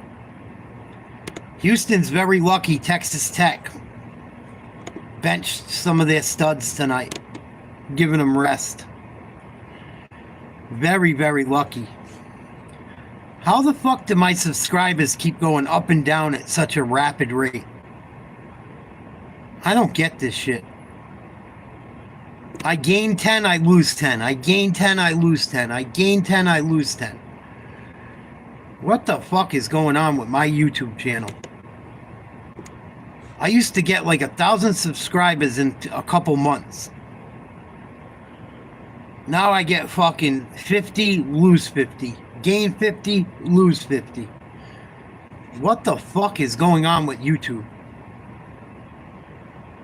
I don't even think half the people that watch me are real people. Because half of them don't even come around. It's so fucking weird. It's very frustrating when you're trying to grow a channel and that shit happens on top of it. What the fuck? Oh, we got more fucking lefties losing it. Another new video dropped. I'm going to have to share soon.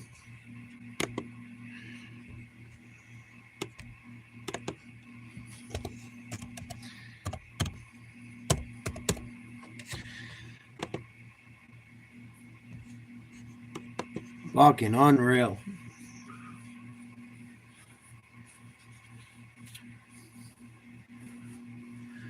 Sometimes I think I should just let all the douchebags hang around. But I don't want to hang out with douchebags. Wow, Timberwolves came back. They trailed by 25 and beat the fucking Thunder in overtime. Shai Gilgeous-Alexander, 2 assists shy of a triple-double. Holy shit. High-level player for Kelvin Sampson. The question was, who can replace Jamal Shead? A lot of pressure on this guy. He's knocking down shots at a 50. I had 15 people subscribe to my channel today when we were looking into woke bullshit. They're all gone now. How'd they all leave? Everyone that watched my podcast this afternoon that subscribed isn't a subscriber anymore? How? I don't get this shit. High was 19 at Arizona. Super frustrating. Same thing with getting like paid from them. 1 month I make a ton of money, not a ton, but 1 month I'll make $1,000. The next month I don't even make 100, and then a month later I get a fucking check for fucking 1,300. How does it go up and down when I do the same shit every month? Under 9 to go. Fuck that.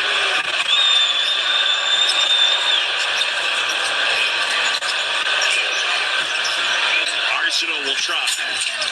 And hit. Big rebound. Come on, Cat. And now it's Anderson. Great defense. 8:40 to go. Texas Tech. The Red Raiders have missed their last 12 Nice shots. cut. Oh, he And a stepped foul on out. the baseline. Nope, he stepped out of bounds. It was Walton. What you're seeing from Houston right now is their incredible length. There's the pass, step out of bounds. He wasn't out of bounds when he caught it. Not making threes. They can't score at the rim. Even when they run good I don't stuff, get it's that being ball. negated by that great size. Size in terms of length, that is. Yep. Francis pops out. Uzan following off the mark. Here we go, Cat. 1 rebounds. Up ahead, Overton. At the basket, Oh. and he's fouled.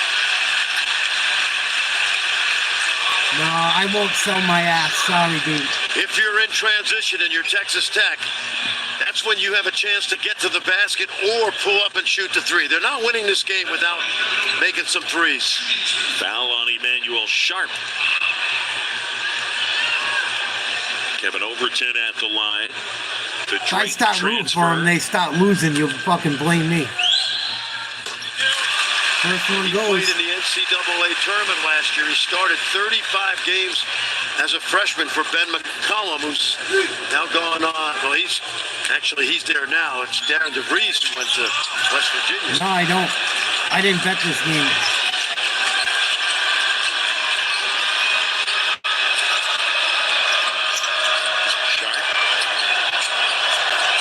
I didn't even know the spread. Inside, Francis finds Nice Wilson. play, Easy Houston bucket. laying. Nice ball movement. Absolutely. 7-point lead. And what they've done right now, Houston, is they've shut the door defensively, and they're just methodically picking Texas Tech Houston's apart. doubling everything. Nice pass. Inside, Overton. Foul, no call. Going in. They Late in need for 2. Come on, Tech.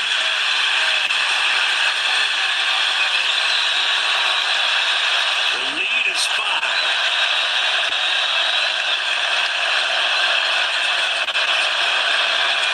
Turnover. Delay. Hawkins. Run it. Up to Overton. No foul. And Houston takes it right back. Houston's gotten a lot of calls, man. Wow. Play by Emmanuel Sharp. They just keep coming at you. Sharp at the basket. Wow. How many fucking calls are you going to give them? And shoot 2. Houston's dodging a bullet. Watch Houston. Take a look at the ball movement. Beautiful. A work of art.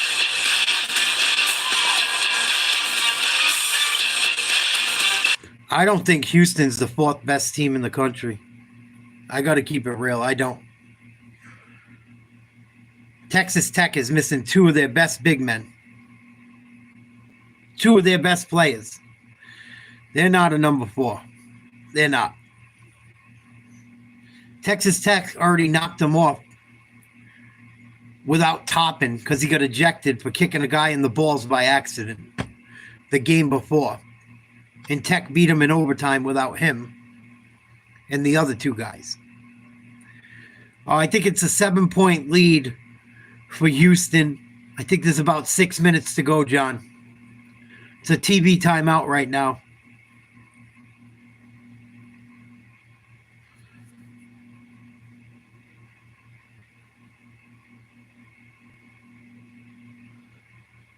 I don't know about the second round, but their gods can shoot. The guards haven't shot as much tonight, I don't think, for Houston, because all the good big men, besides Toppin, aren't playing tonight for Tech. It's a smart game plan, right? Why would you keep bombing threes and taking low, it's not the NBA, it's college. So they're going to take the higher percentage shot, knowing the other team's at a disadvantage, not having the bench they normally have, and not having the big men that they normally have. They're playing smart basketball, trying to get a W.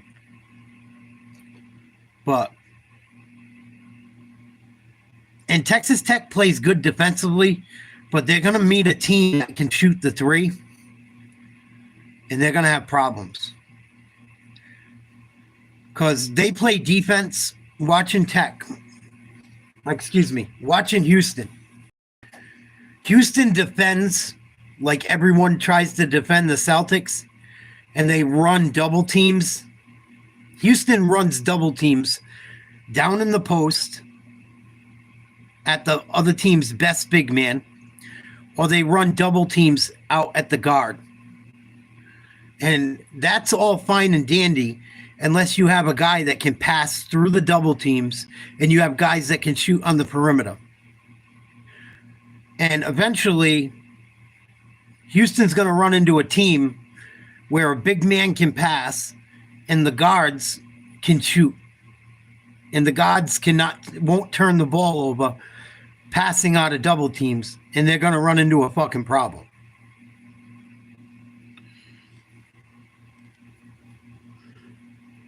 I probably would have been a push or very close to it.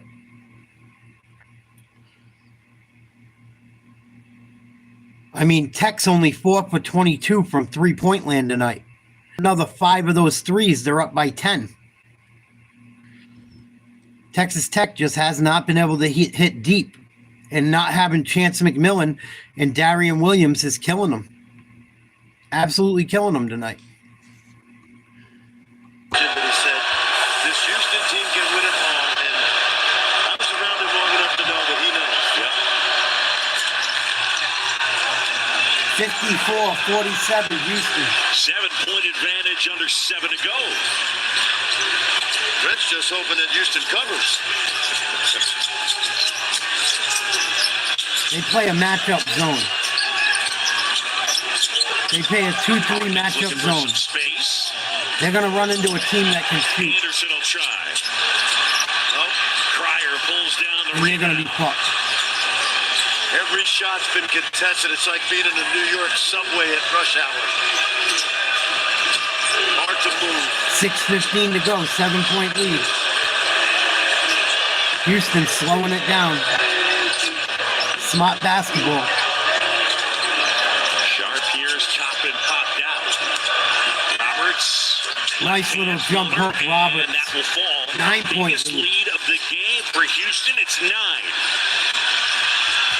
Texas Tech crowd gotta wake up. Another turnover. Sloppy. That time Toppin. There you go. They doubled down low again. Good early moving that ball, but not now. 10th I told you guys what they do. on Texas Tech.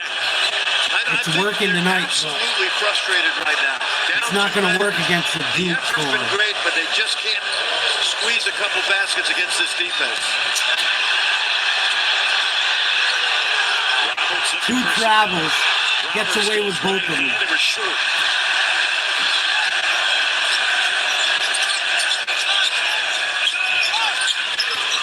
Walton step back. That's a 3. Oh, in and out. And Houston will walk it up the court. One Houston's of the things gotten a lot of calls tonight. Offensively, as Houston is double team Toppin, they're playing only 6 guys, so they're asking. Oh, yeah. I bet you do, else to try Colin. to make shots. Yeah, and this is a Herculean effort. Turnover. Look at that effort, Coach. Should be a That'll foul. on Tugler, I believe. But even just that effort stopped what would have been a fast break opportunity. That's the goalie. No question. Now, I think we may be shooting free throws here. Yep, we will. Texas Tech's in the 10 team bonus. fouls on Houston, so it'll be 2. And the foul on Tugler, his 4th with 4:47 to go. And Javier Francis is going to check in for JoJo Tugler.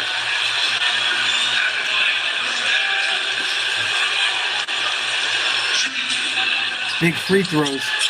Christian Anderson, 77% free throw shooter. It's been quiet. 6 points on just 2 for 10 from the floor. It's the first. He's getting a take. He got a taste of it in Houston. He had 10 in that first game. Good effort there. But John, Houston shut the water off everywhere tonight.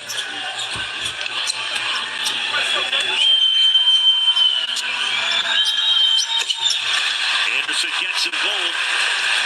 And they're within 7.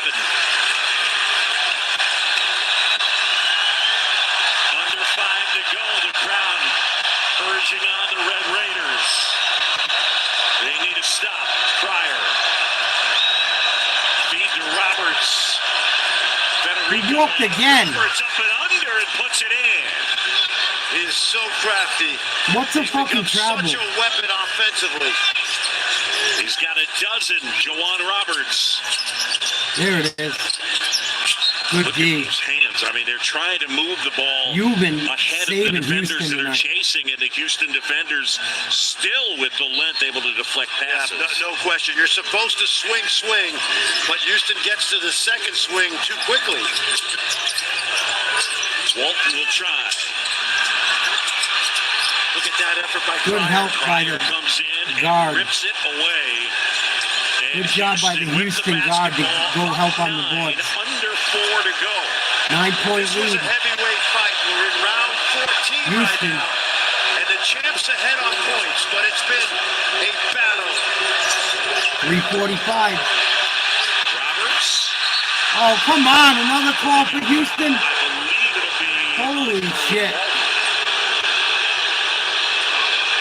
Houston's gotten every whistle. Every whistle.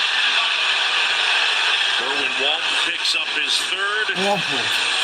How about Jawan Roberts? This is how you win 139 games. Oh, he in your traveled career. like a motherfucker. Relentlessness. He picked up his fucking pivot foot. Houston by 9.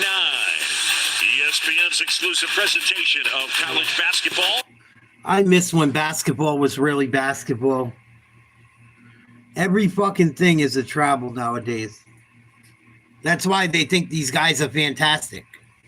Oh, you see what he did? Yeah, he fucking traveled. His pivot foot came off the ground.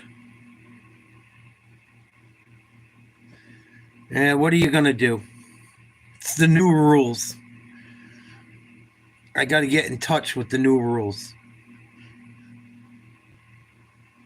Yeah, it's always a Euro step. That wasn't a Euro step. He pivoted one way, pivoted the other way, and lifted his pivot foot before he jumped to take the shot. Fucking terrible.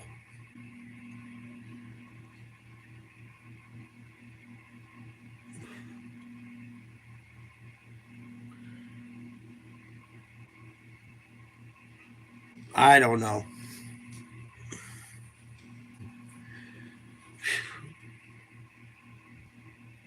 I don't know how to call him it anymore.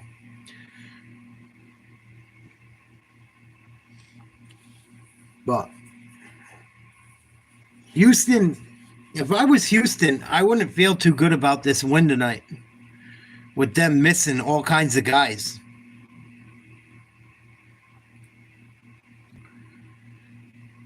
I mean, Texas Tech really had them on the ropes most of the game. Missing two of their better players, two of their biggest players. I think this game says more about Houston. I think this game leaves us with more question marks about Houston than it does Texas Tech. And I see what Houston does on defense.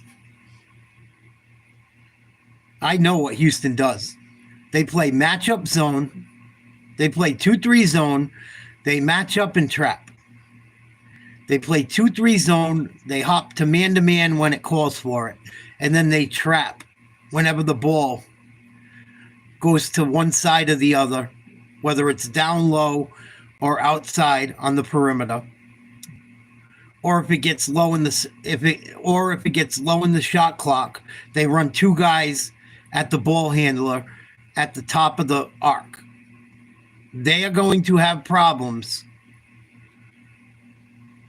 come tournament time when they face a team that can knock down threes. They will be exposed.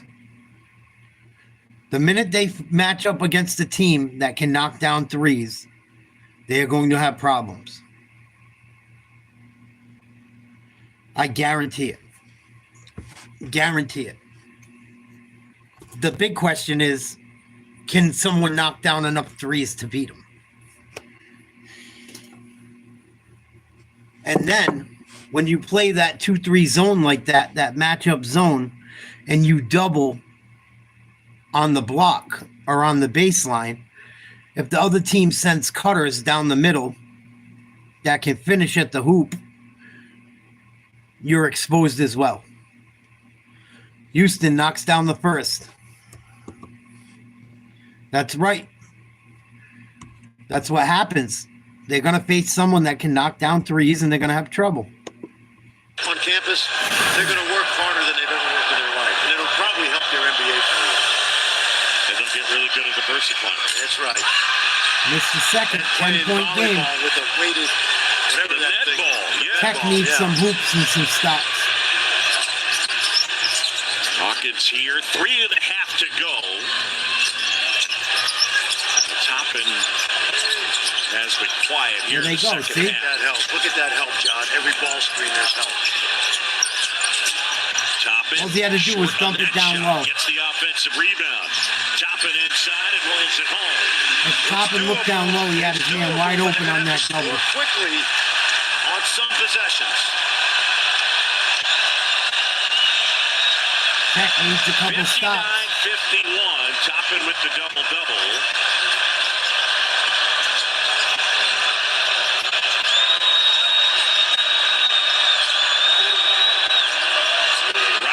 Oh my God. Come on with the fucking fouls. That was terrible. Has just become a go-to The guy. refs have not been He too came good. here 6 seasons ago. Where's the ball? A lot of good players go to work They hit every the day. ball twice. wasn't really a good offensive player until this season. Oh my but he's God. become not only a team leader, but Terrible. they played through him because of that. What a ability to fucking score. load of shit. He's a great passer. I hope he misses them both, this cocksucker. That's what you get. You fucking Our fraud. State game check-in. Milo Suzan with 17 This points. dude's been Houston flopping all night with long. 26 points in the paint. And Miss it, Texas Tech miss it. on pace for what would be a season low 30% from the floor. 9-point game. What a fucking flop. Draymond Green ass motherfucker. There's a shot. Pull it. Walton. Yeah, baby. It's 6-point game. Kerwin Walton. Come on, Cat. Shoot. The game ain't over yet.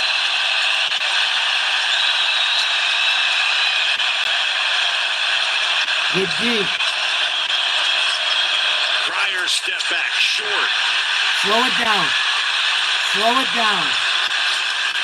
Nice pass. Anderson finds Toppin and it's rejected. That's amazing. Javier Slow Francis it down. swats it out of bounds. He's only got a 7'5" wingspan. Right. But I'm going to tell you something. Toppin Toppin has been should have attacking up-faked. the basket all night, and very few people in the Up-fake, go up country strong, you can get a do foul. the JT Toppin what this Houston front line is doing because he's getting the ball deep. This is just awesome interior defense. Walton diffusing. 6-point game. 2 minutes to go. Hawkins. Tech trying to save their game. They can get one. Nice bounce pass down low. Toppin. Short.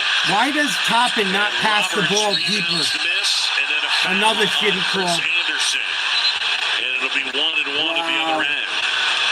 It's not a bad foul because Roberts can struggle at the line.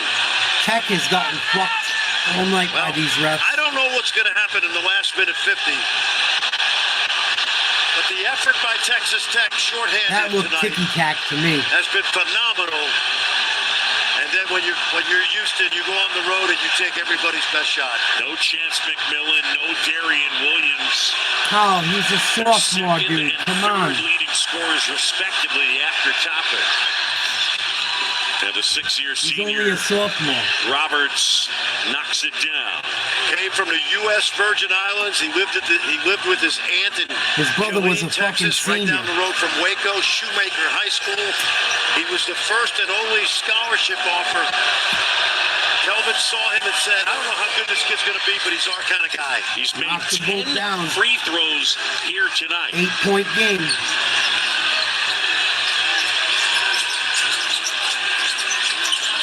Walton catch and shoot. Oh, shit, he buried it. 5-point game, Carl.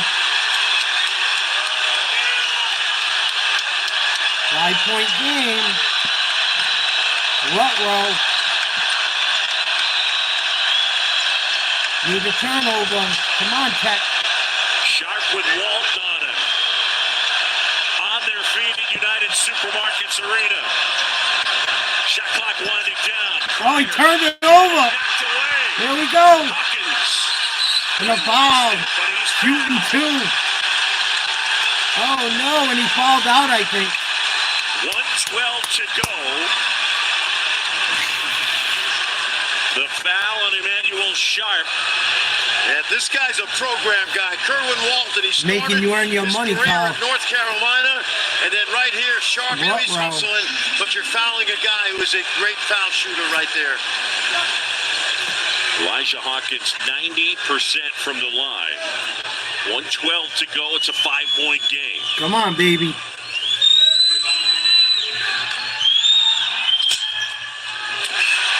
Rolls it home. Oh, no, Carl.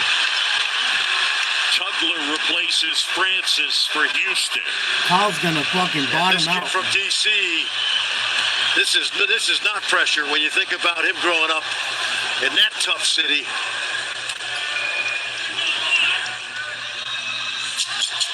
Gets Knocked it them home. both down. 3-point game. Uzan almost lost it. I'll tell you what, That ball was not in his possession. No, it wasn't. They should review That's it. interesting. They gave him the timeout, but he was about to lose the ball.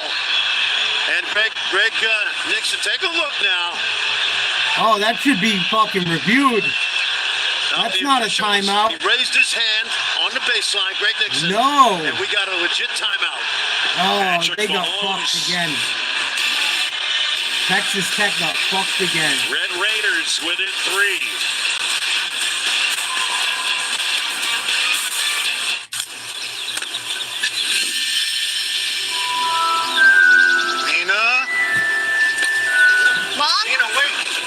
Unfucking real.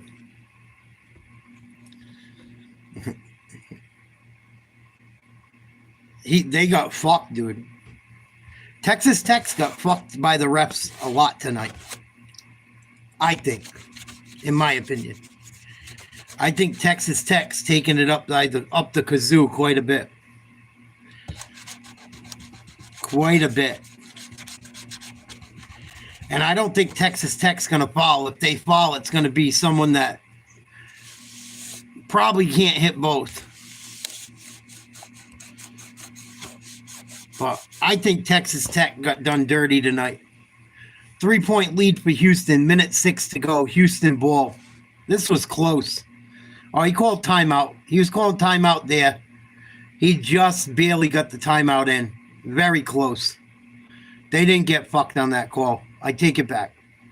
That almost was a catastrophe for the Cougars.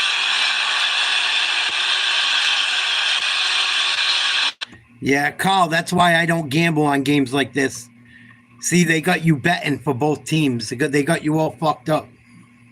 That's not good. They've gone to Roberts most of the year in these situations, but lately Cryer has been the closer.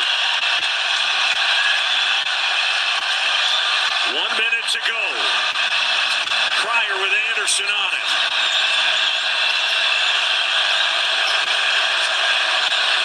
Cryer looking for space. Lost the handle. Cryer, kick out. Uzan. Oh, big three. Boy, Milos Uzan with a huge 3. Saved the game. Saved Carl, He too. stared his coach down. 6-point lead. I got you. And it's quieted the crowd. Hawkins from deep. Sharp. Oh, look what I found. Got a foul. Got a foul. And they get that foul.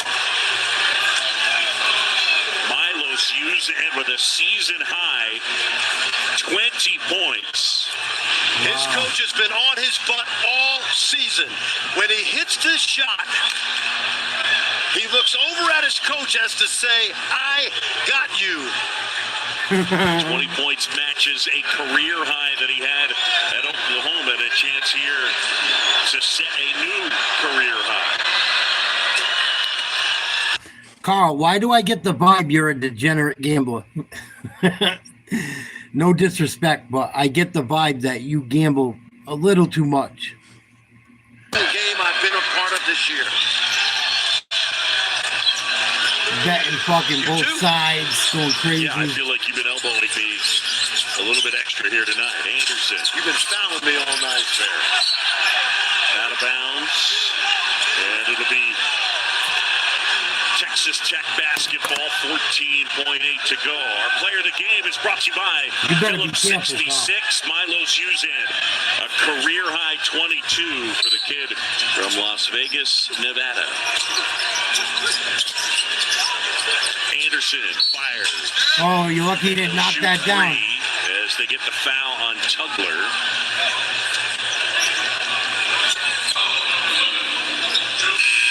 Oh, shit. He hits all 3 yet. We're only up 5. Well, they're going to make history tonight, Houston. Tugler is fouled out. But Houston's going to shoot free throws again anyway. Michigan barely beats Nebraska. Season championship. The first 2 years of joining a major conference since 1923. Let me guess. Who was that? Brent Musburger told me this. He covered them, and he thought it was this Idaho team. And he didn't think they were the best team in their conference that Knocks year down in the the PCC. first. Thought it was Oregon, but Yeah, you're going to end up that's 100 even. years of history right there. What an Oh, effort he missed by the second. this Houston team since they came into the He Big might 12. double up, luckily. I mean, think about it. Not only are they coming into a new league and a power league, this has been the best league in college basketball over the course of the last 6 years. This year at the SEC, but look, over the course of the last 5-6 years, it's been pretty clear. Actually, not. Oh, almost a turnover.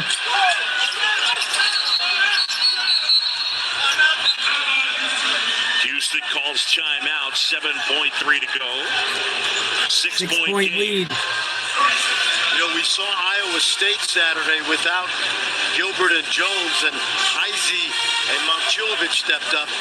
We had some guys step up tonight for Texas Tech as they get Williams and McMillan back. This just makes them more dangerous, and it makes us going to Kansas City even more excited. Yeah, there's no doubt. I mean, you wonder what Texas Tech is capable of with a healthy Chance McMillan and a healthy Darian Williams.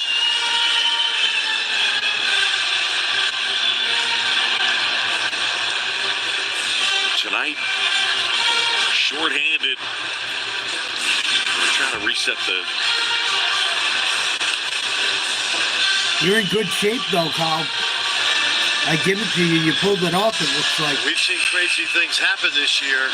I wouldn't fucking want We to had be a you, though. situation in Morgantown Wednesday night where West Virginia hit 2 threes in the final 12 seconds and got the ball back a third time. So anything's possible. They cannot run the baseline.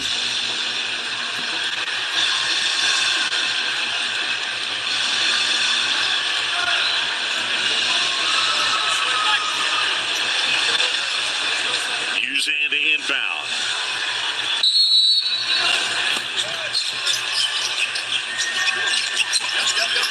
Uzan knocked out of bounds. That was very close to a 5 right there. Yep. Well, you win both right now, Carl. Right now, you win both, right? We're up 6. Cryer is trapped, and he's fouled. And L.J. Cryer will march to the other end. And he's about to make history. He's one You of the gotta rare hope group Texas of players Tech who don't will hit a fucking basket win on the 4 other end. regular season Big 12 titles, and you can imagine Or if you the could other lose both. guys that did it Yeah. all played at Kansas. Yeah. You like walking on the wild Baylor, side, and man. now his second This is why I don't gamble like that. transferring home to the Houston area. Fuck that. He was quiet here tonight, but again, he can do so many things for them, including down the first. being a ball handler, and he knocked down just that 1 3. But they got what they needed out of everybody else, including Milo Suzan, a career-high 22. Juwan Roberts with 16. Yeah, but when they lost to Auburn in the second game of the season, they had no closer. Fryer wasn't ready for it, as was Uzan.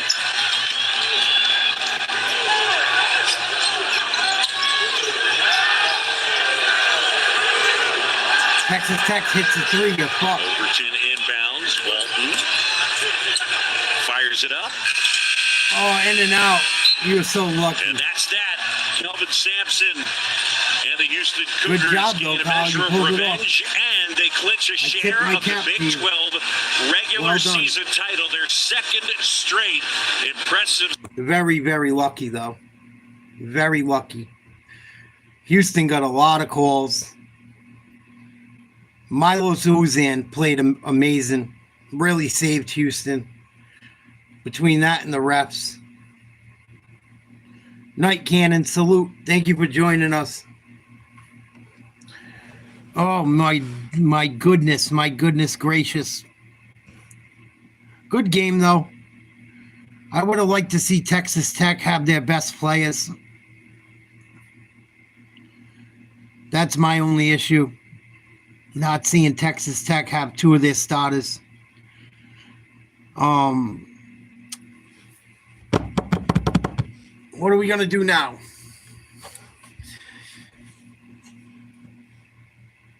I'm going to show you guys my Larry Bird video if you want to listen to it. I'm going to show some of the videos from my channel.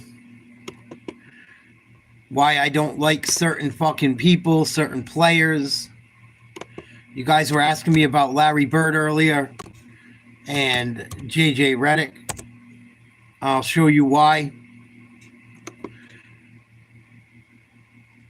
I'll be right back. I'm going to go use the bathroom. Hopefully you guys can hear this video.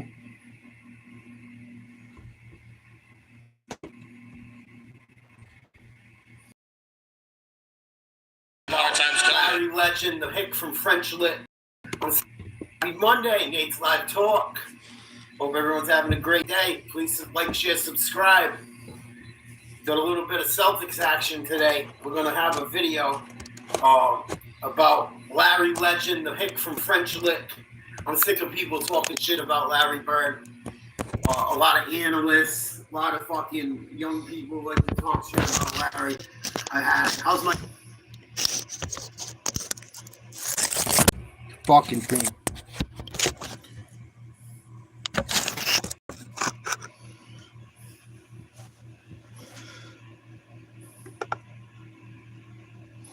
Young people like to talk shit about Larry. How's my shit look? Good. I'm sick of people talking shit about Larry Bird, the basketball player. I'm talking about Larry, the basketball player. I know he's had some stuff in his personal stuff, but they're talking shit about his... Can you hear the video? Can someone give me a thumbs up if you can hear the video? Basketball. And it's not right. It's not accurate. It's a load of shit. They probably never watched a video about Larry or looked at the stats or heard what people said of him. So we're going to break down Larry Bird's career. I could make a 10-hour video about this. I'm going to try and make it quick. But let's look at it. 6'9", 220. The hick from French Lick, Indiana. Played college ball, Indiana State by himself. Had nobody on his team but him, I'm sure. Let's see. He came in the league in 79, 80, and played from 91 to 92. I'm going to go through his statistics quickly. He had a 13-year career, 79 and 80, 21 points a game, 10.4 rebounds, 4.5 assists, rookie of the year. 80, 81, 21 points, 11 rebounds, 5.5 assists. 81, 82, 23 points, 11 rebounds, just under 6 assists. 82, 83, 24 points, 11 rebounds, just under 6 assists, 5.8 both of those years. 83, 84, 29 points a game, 10 rebounds a game, 6.6 assists. 84, 85, 26 points a game, 10.5 rebounds, 6.6 assists. 85, 86, 28 points a game, 10 rebounds a game, 6.8 assists. 86, 87, 30 points a game, 9.2 rebounds, 7.6 assists. 87, 88, 30 points a game, 9.2 rebounds, 6.1 assists. In 89, he played 6 games. He was hurt. It was the only year he played, was injured in his whole career, really. 89, 90, 24 points per game, 9.5 rebounds, 7.5 assists. 90, 91, he played 60 games, 19 points, 8.5 rebounds, 7.2 assists. And in 91, 92, he played 45 games. He was really beat up from like 85 on, honestly. But in 91, 92, he played 45 games. He averaged 20 points, 9.5 rebounds, and 7 assists. You guys fucking nuts. He averaged almost a triple-double his career. You gotta be, are you delusional? And he played against Magic. The Lakers, the best Lakers team ever. I don't care what anyone says. He played against in the 80s. He got a championship against them. He played against the Detroit Pistons teams that took out Michael Jordan. Those teams. Jordan never beat Larry. Never beat the Celtics teams with Larry in the playoffs. He played against Dr. J, and non-Philly teams were tough. He played against Houston. Those teams were tough. He played in the toughest era the NBA ever saw, in my opinion, the 80s and 90s. Not much of the 90s, but the 80s was tough, man. It's not like today. You guys think these guys have, like, the top player back then made $200,000 a year. These guys weren't making money like now.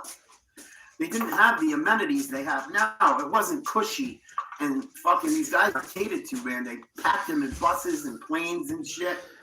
And the guys that weren't big names worked jobs in the off season and shit. It was a whole different type of fucking era. And it was tougher. The fouls were harder. There weren't as many fouls called. You could get away with a lot more holding. The game was much more physical. Much, much, much more physical. Way more physical. You guys got to stop talking shit without knowing what's going on. Go watch some of these games, please, without running your mouth, because it's not right. And Larry Bird killed himself, man. He'd be diving all over the floor. He'd be fist fighting with people. There were fist fights in games constantly in the playoffs when I was a kid.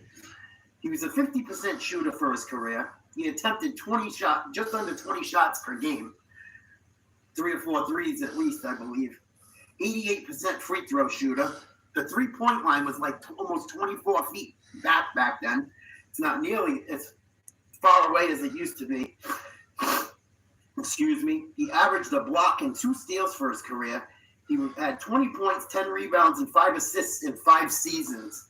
Second most ever. Very underrated passer. Flick passes, between the leg passes, touch passes. He'd hit shots from behind the rim. The ball be going out of bounds. He'd grab it and throw it over the rim. Shoot from the baseline, behind the rim, cash. You guys got to stop talking shit about people that are goats.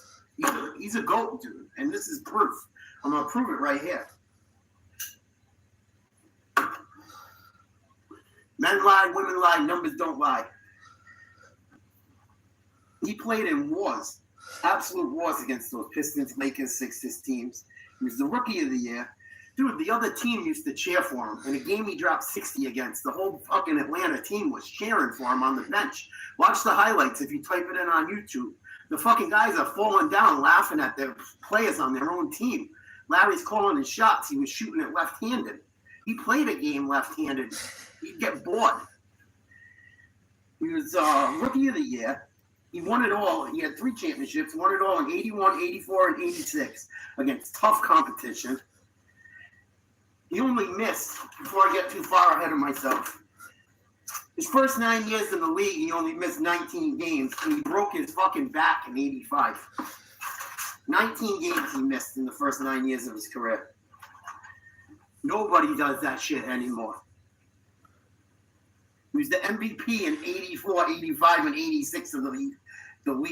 Probably the 3 toughest years the league existed. At least up till then. He was the finals MVP in 84 and 86, and probably should have been in 81. Cornbread Johnson got it. Maxwell got it.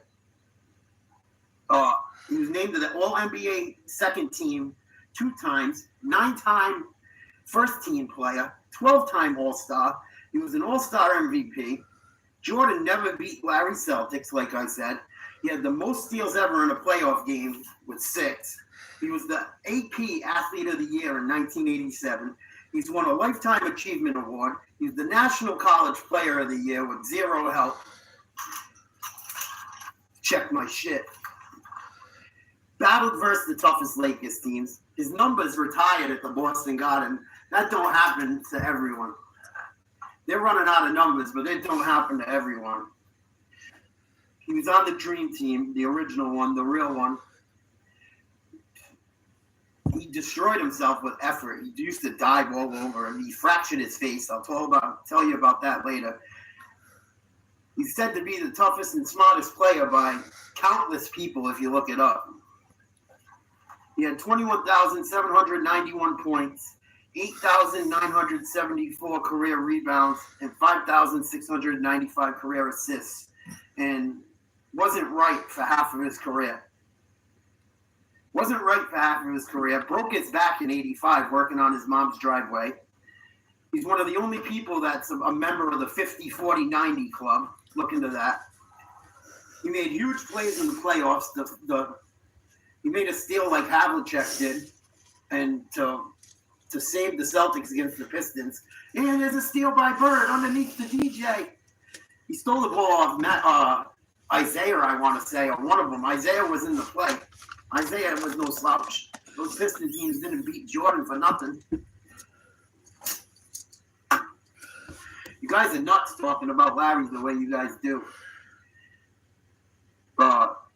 And Bird and Magic saved the NBA. It was ready to collapse. He impacted the game on such a level, and him and Magic being friends changed society greatly. I don't think people realized it. It divided it a little bit too, but they were buddies, man. They're like best friends. They had a societal impact, and they saved the league. The NBA would not be what it is today without Larry Bird and Magic Johnson. I don't care what anyone says. He had 47 40-point games.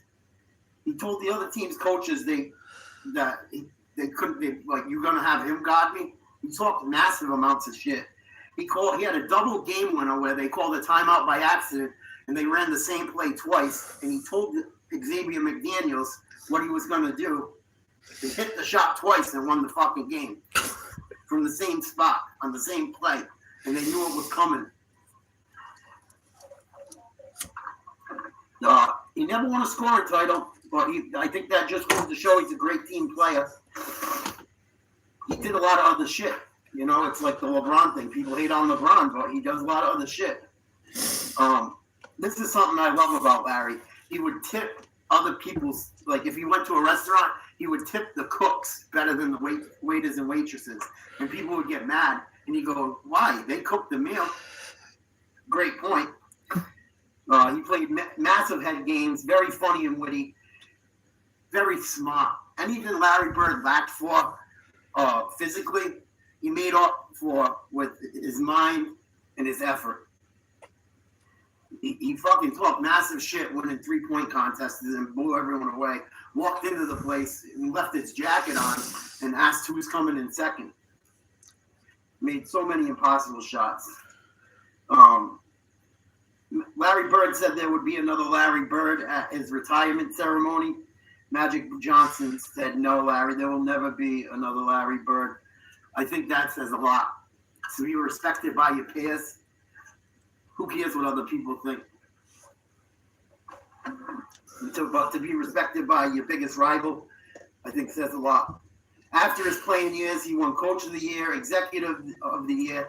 He played games left-handed sometimes. I know he played at least one left-handed. He played through so many injuries people don't realize. From 85 on, he wasn't right. And he still won one in 86. He was so beat up, he would have to lay down on his stomach on the sideline after he hurt his back. He was never quit. He never quit. He was hurt bad in college. I didn't know this until I researched it. He snapped his finger really bad going for a ball in college, trying to catch a ball that was like around his ankles. Snapped his finger, and they said it was hurt so bad it was shaped like a boomerang, and they said it was never right again.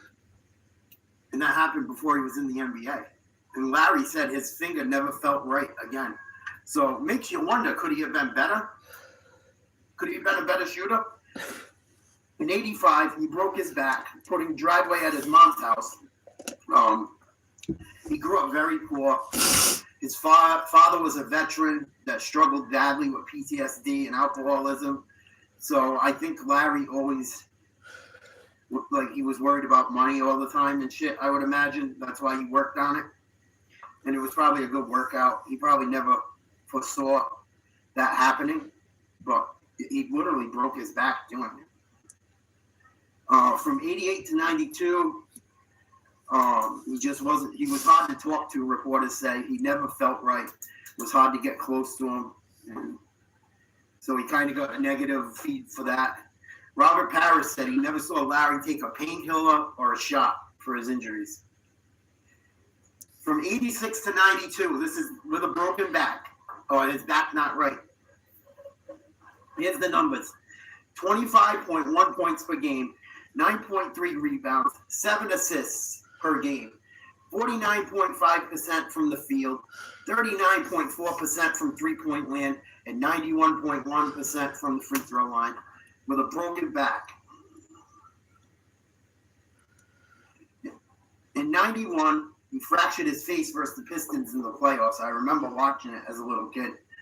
And back then, there was only 5 games in the first round of the playoffs. I fucked that part up. He fractured his face against the Pacers, not the Pistons.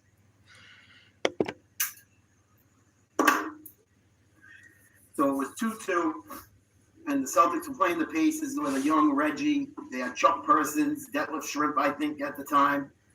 They were good. They were starting to come into their own, coming into the Reggie Miller years back then. And he fractures his face in the first half of the game.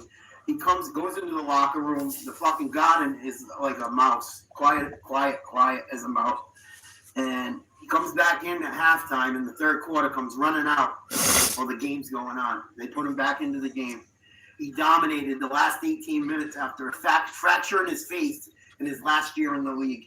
In 18 minutes left in the game, he scored 17 points. He got 7 rebounds, 5 assists. He shot 60% from the field, and they won.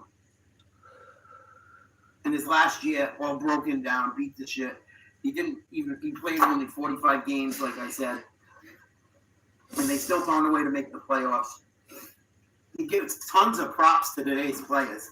He's like one of the only OGs I hear say good things about Luka. And, you know, a lot of people hate on this era because people think they're soft and entitled and shit. Larry always giving props to the young guys. Look it up.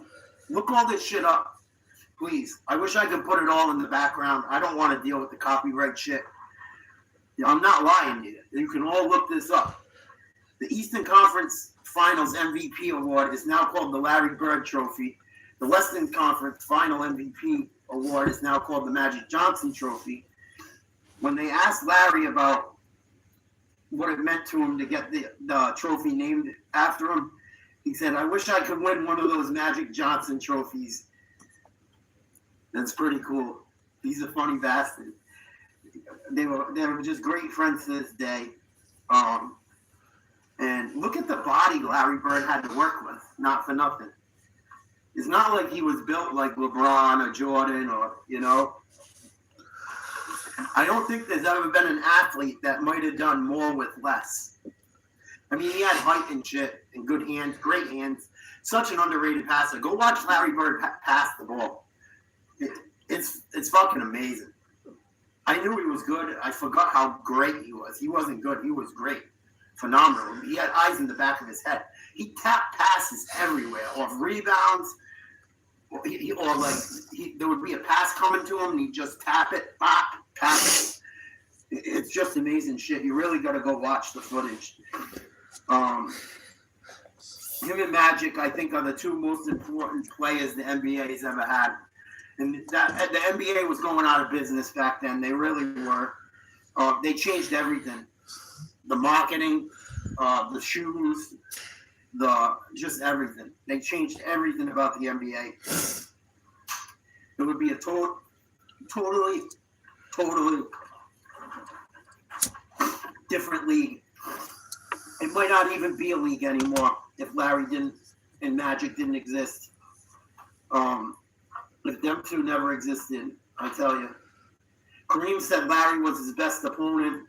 Rodman said he always made him look stupid. Michael Cooper said he was a nightmare. That his defense saved him all the time. JJ Redick said some good things about Larry, but he said Larry wasn't a top three-point shooter. JJ Redick's out of his fucking tits. He needs his head checked. I'm sick of JJ Redick talking shit. He was a good player. He was a good three-point shooter. He played solid D. He was a very good college ball player. Much better basketball player than I am. All these guys are, obviously. But he can get fucked. Larry is fucking... He couldn't shine Larry Bird's shoes, in my opinion. We're talking massive shit. I would love to see J.J. Redick and Larry Bird that matched up. Larry Bird would fucking eat J.J. Redick for lunch, breakfast, and dinner, and then ask him for some dessert after. Maybe a cup of tea and a fucking nightcap.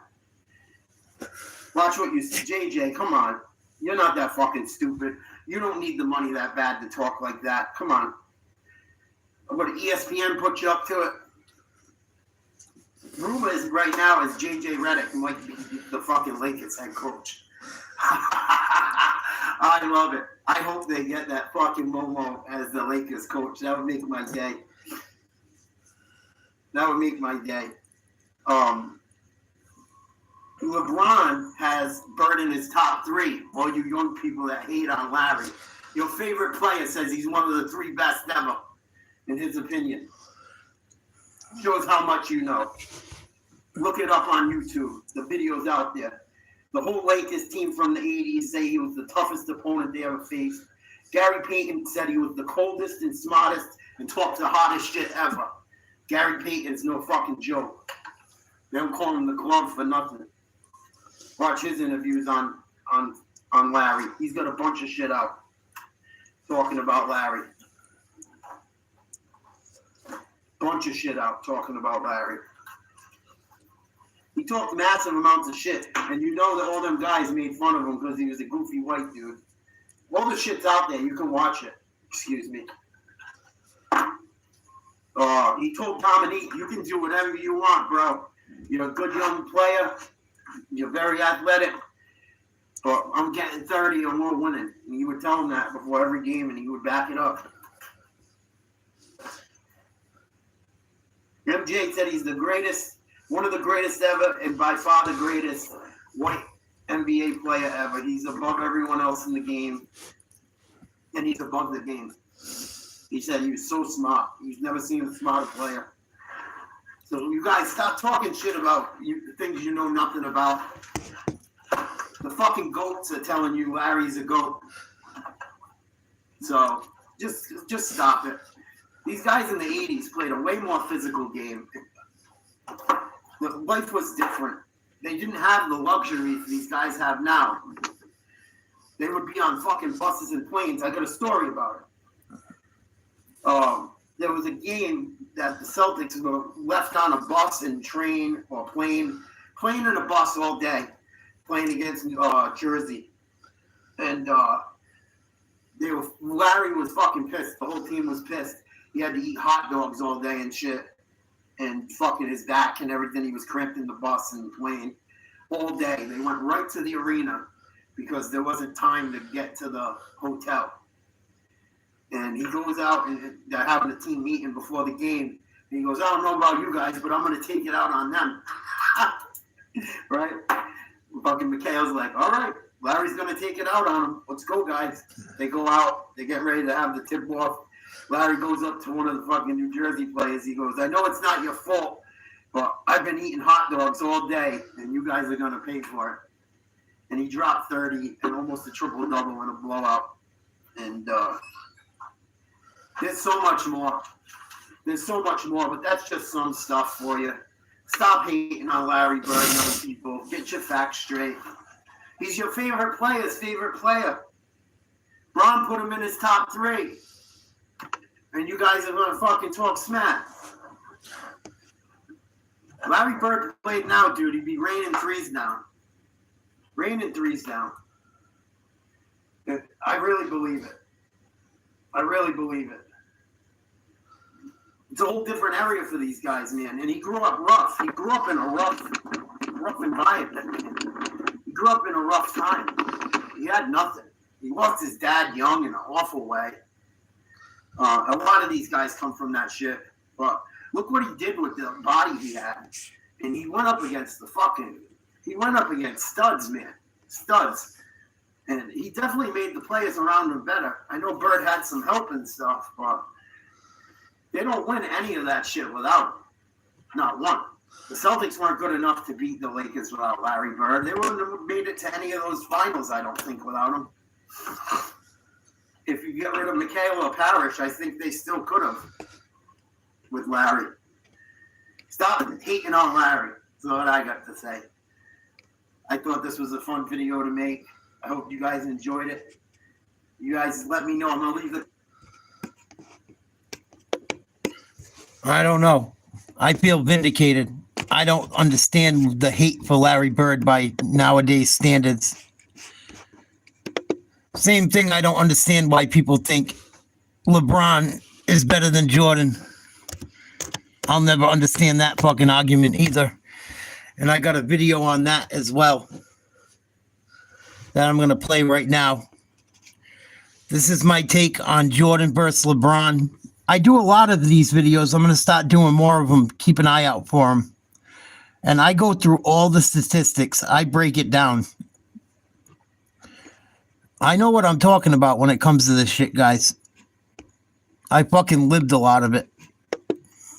Happy Thursday. Nate's Live Talk. How's everyone doing on this rainy, gloomy day just with the doctor ordered? Never ended. Before we get started, I want to clarify something on the last video. I made a random...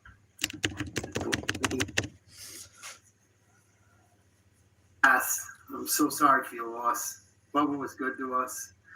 As a little kid, Bubba, Holland, and Bobby Gustafson would come save our Bob. This for us, that's all I'll say about that. But I'm so sorry for your loss. Rest in peace, Bubba. All right, today's video. I had fun with yesterday, so we're going to do another sports one. I want to see in the comments who you got on this one. Jordan versus LeBron. A lot of young people tell me LeBron's better than Jordan. I tell them Jordan's better than LeBron. What's your guys' take on it? We'll do a quick rundown for fun, something to do. I got to keep being consistent. They won't put me out if I don't do something every day. You know, got to keep this train rolling. So if you look at the stats today, I looked online. Career stats for their whole career per game. Jordan beats LeBron in points, steals, blocks, believe it or not, free throw percentage. LeBron beats Jordan in rebounds, assists, field goal percentage, three-point percentage, which I was surprised about. However, three-point line has been moved in from what it used to be. And Jordan, I think it got moved in for part of his career. But I know in the 80s, it was a deeper shot, much deeper. And the game was much more physical in the 80s, much more physical in the 80s. Imagine LeBron playing in the 80s the way he cries sometimes. Huh? You would have meltdowns. Meltdowns. Imagine Dennis Rodman blowing in LeBron's ears. Dennis Rodman couldn't even play anymore. You know, everyone thinks Draymond Green's this and that. Dennis Rodman makes Draymond Green look like a kindergartner. In my opinion. What do you guys think? Hey, we got a beef. Put in the comments. Draymond versus Rodman. Who you got? That'd be a funky one, huh? Anyway, so 1, 2, 3, 4. 1, 2, 3, 4. So yeah, they're 4-4 on those. Jordan's got 6 rings. LeBron's got 4 rings. If you talk about rings, if that's all that mattered, Bill Russell would be the greatest basketball player ever, as far as that's concerned, if it came to rings. Just rings. Only rings. Robert Horry would be up there if that was concerned. Robert Horry, I looked it up. I think he had 7 rings. That's crazy. And he had some big shots. Talk about underrated basketball players. Robert Horry. Big shot Bob. He was on so many teams. He late in the game. He found his way in the game. Knocked down a big 3. He was first. I was like, he was late in his career. He had big shots late in the game. Robert Horry had ice running through his veins, man. You know, I love him in NBA Live. We used to play over at Norman's house. Yeah, Norman broke so many controls. His grandparents were very good to us as children. But Norman would break controllers. He would get so pissed and he'd grab the cord like this, and this is the controller. And fucking whack, toast. But it was like, it was in the corner of the living room. I mean, the kitchen, one side of it. They even had a pool table in there. They had a jukebox, awesome times. But yeah, at that time, NBA Live 95, he had the TV in the corner. We'd play right there, the TV on it. Man, he'd bust controller after controller. And it was like, back then it was like when you could finally make your own teams on it. And I would get him. I'd get Robert Horry, Latrell Sprewell. Latrell Sprewell's another one before he went nuts on PJ Carlissimo. Man, Latrell Sprewell could play. He'd come in and he was like kind of like Kemp. Come in, two hands. Hard, man. Awesome stuff. So, anyway. Oh, getting caught up on old things. These are so fun to do.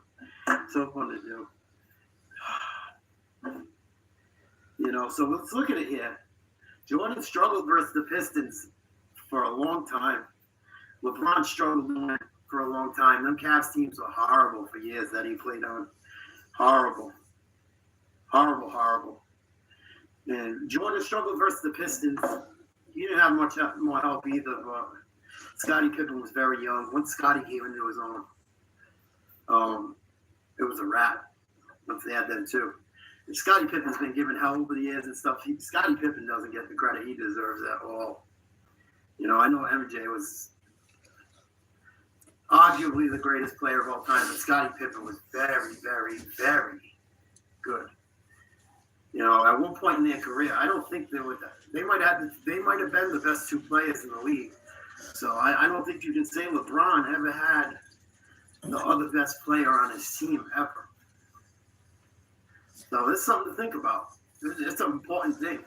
You can say all you want. People, I know I didn't play varsity basketball because I got caught, whatever, and then I got so mad I didn't even care. I played, but I didn't care about it no more.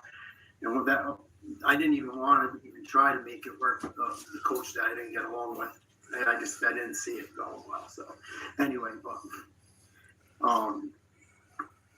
anyone that knows basketball, Scottie Pippen, but then how important it is to have like players like that on your team. You can't do it all alone. So the point I'm getting at is you can't do it all alone.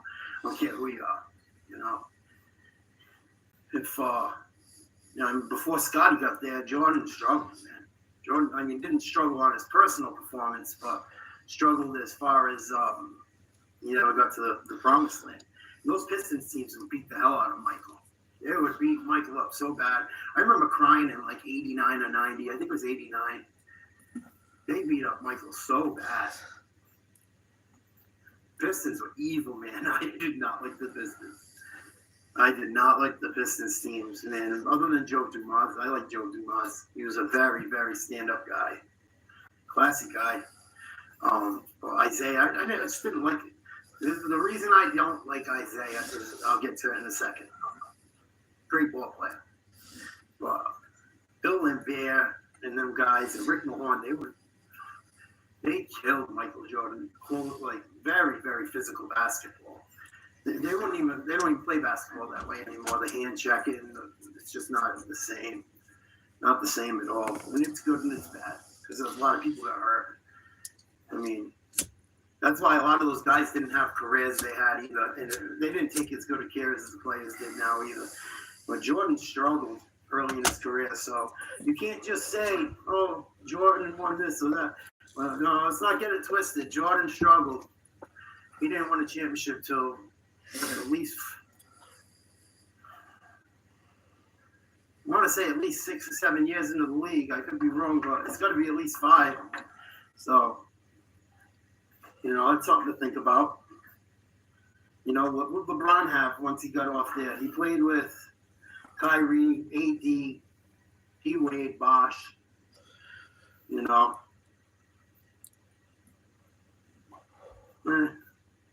Good players. Very good players. I don't know if any of them are as good as Scottie Pippen or on that level. Wade was pretty good, man. Wade looked a little bit like Jordan for a minute. Jordan was the best offensive and defensive player almost every year during his heyday. Once Bird and Magic bounced, Once Bird Magic bounced, Jordan took the throne and overcame them Pistons teams. With the league was it. I used to run to the TV. You hear that? I so miss that on the weekends. I wish they still had it on that. I don't know if it was NBC. I think it was NBA on NBC.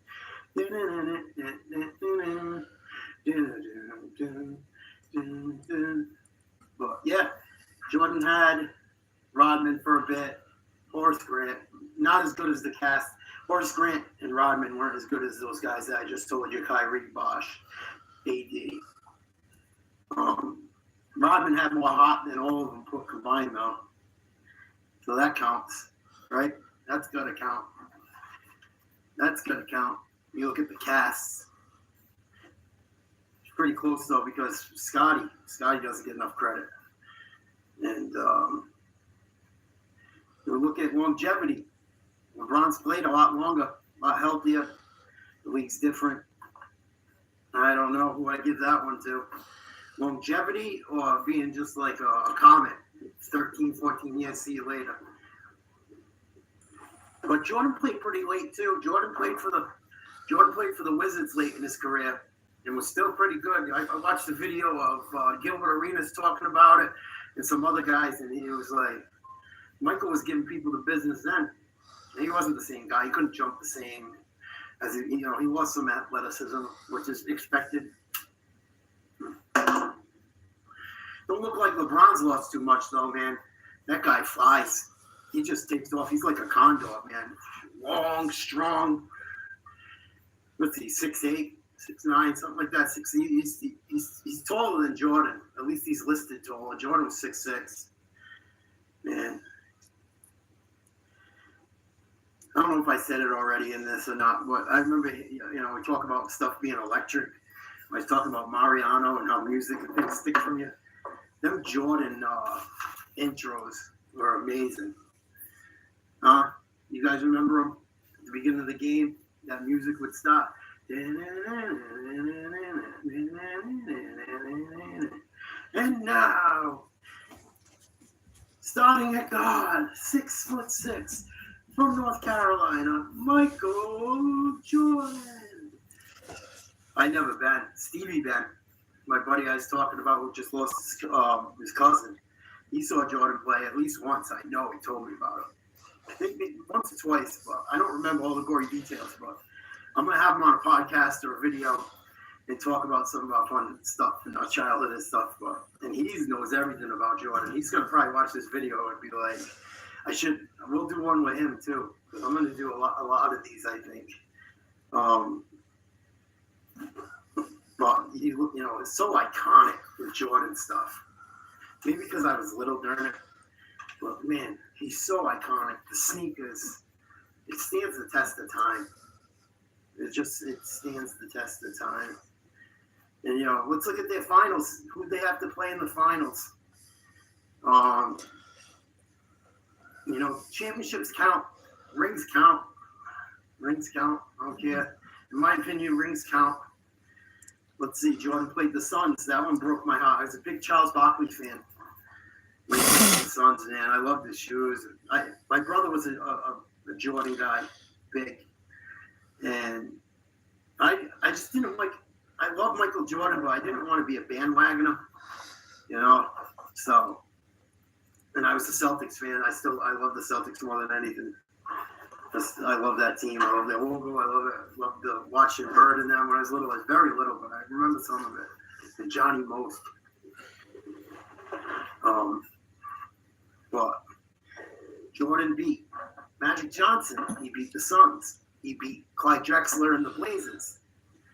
He beat the Cavs. He beat the Cavs in the playoffs. Remember that. He was jumping it. Beat the Cavs in that playoff game, not the championship. Talking championships, Nate. Let's see. Run it down again. Lakers, he beat. Blazers, he beat. Suns, he beat. Takes 3 years off, comes back.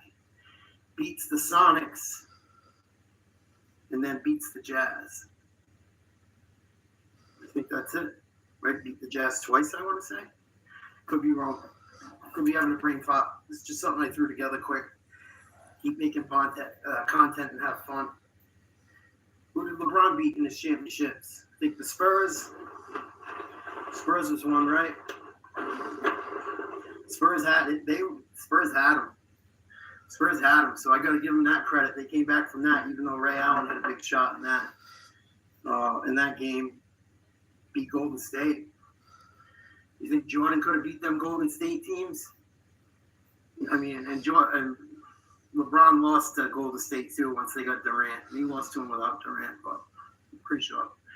But you think Jordan could have beat those Golden State teams with Durant? Who they have? Durant, Curry, Thompson, Green, Iguodala coming off the bench or whatever. I don't know. That would have been a tough one too. Imagine that. That would have been good. But Michael Jordan had that killer instinct. And LeBron lost to the Cavs. Lost to the Mavs. That wasn't a good look. That Mavs team was all right. But, and Dirk's a great player. I'm not saying that. But Jordan and Scotty and them guys send the Mavericks and Dirk Nowitzki home in 4 quick. See you later, in my opinion. They get wiped off the floor. They can't even run up and down the court. They can't hang. The Bulls would have ran up and down on them. It would have been all over. It would have been tragic, in my opinion. It would have. The Bulls team played that Dallas Mavericks team that LeBron lost to. But LeBron beat the Spurs, Golden State. Having a brain fart, of course.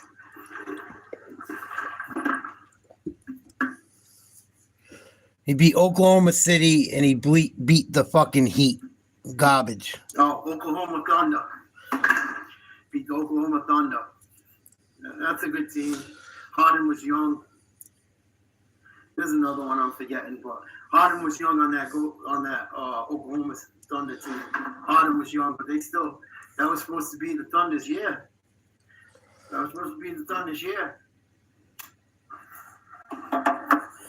Durant, Westbrook, them guys, pretty good. Jordan knocks them off too. Jordan knocks them off too. Yep, and the Heat. But yeah, 4. It's fun to do this stuff. But I think LeBron was under more pressure coming out of high school the way he did. They're already calling him Michael Jordan.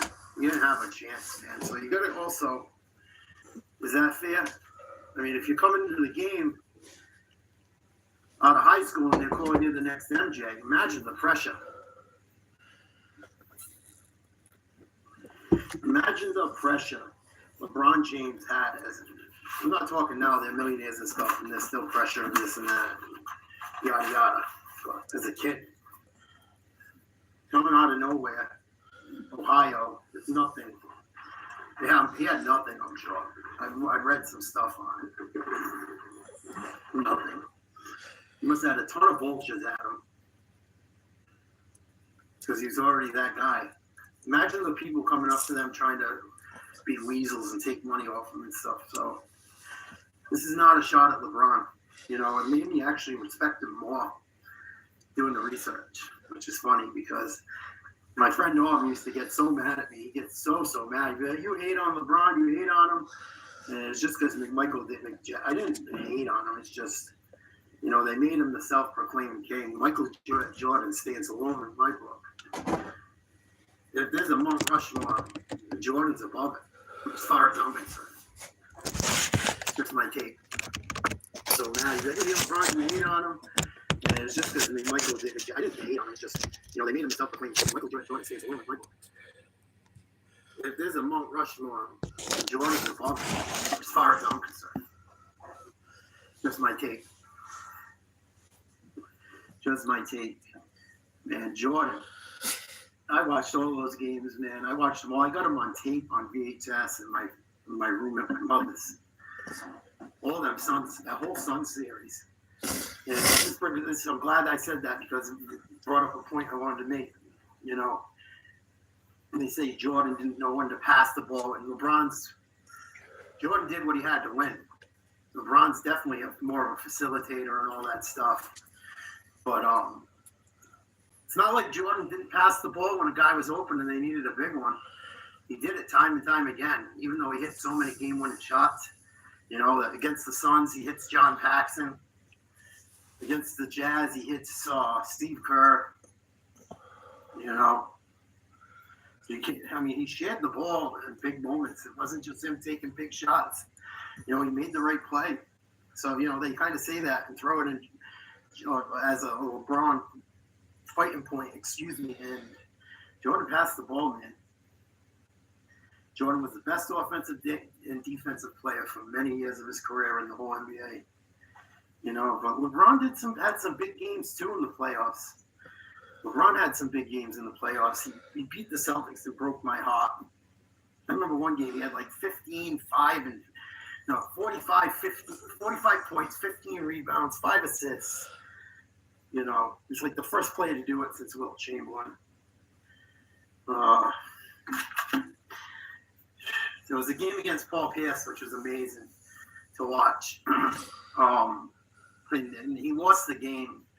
And him and Pierce both dropped at least 40 points on each other. And Paul Pierce would just come down. He worked that elbow by the free throw line, man. He'd come in, he'd get there, and he's long and tall, and he just knew how to get back and get his shot off.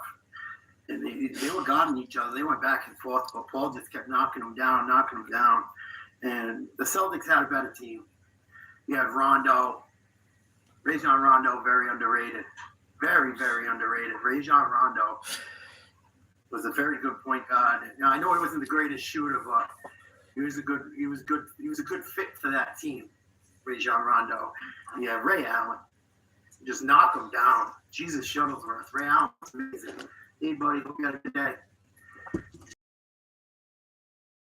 They had Kevin Garnett, even though at the end of his career, very, very competitive, tough. 20 and 10.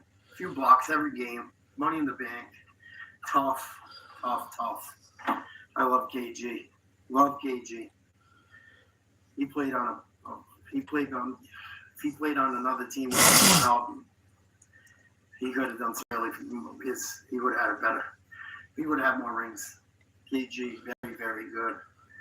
6'10", 6'11", probably like 7'4" if you measure his arms on the short. Get on the baseline. Can't hit him. He give you that little shake. Man, good times. But yeah, he lost that game against the Celtics. But the Celtics had too much firepower for them, you know. But who else we got here? He had some big games. He had a 50-point game, and let's see, 53 points. 53 points in the Game 7 in Cleveland. 51 points versus Golden State. So, I mean, he did his thing too. You know, he has a social impact. Jordan he doesn't have the social impact, I don't think, that LeBron does, whether you agree with his views or not. No. He's got a voice. Jordan really don't get involved with too much of that stuff. And, you know, they say LeBron's soft. I don't know. He don't look too soft to me. He's built like a brick, you know what, house. But Jordan is just... How can you beat Michael Jordan? How can you? How could you beat Michael Jordan? And then the games against the Knicks. I got some of those on tape. Stevie might have those on tape. Ralphie, we'll talk. The games against the Knicks, he would just do things that I've never seen nobody do to this day. Pinky, get out of there. Do some things with the ball against the Knicks. Man, that game, one game, I don't know if it's a playoff game or not. He starts to go baseline. Thinks like he's going to come back out. He did like one of these. He goes baseline and just bangs on him. Bangs on the whole team. Amazing. Some of the stuff he would do with the basketball. He would flying through, switching hands there. I think that was against the Lakers. Iconic stuff. The culture, and it's just that things that stick with you throughout life. Me anyway, watching these games. so many Michael Jordan moments. I'm sorry I don't have as many LeBron ones, but LeBron did some iconic stuff too. Some of the dunks. The dunk he had against over Jason Terry when they're on the break. And Wade throws it up, and Terry's like, he's trying to foul him.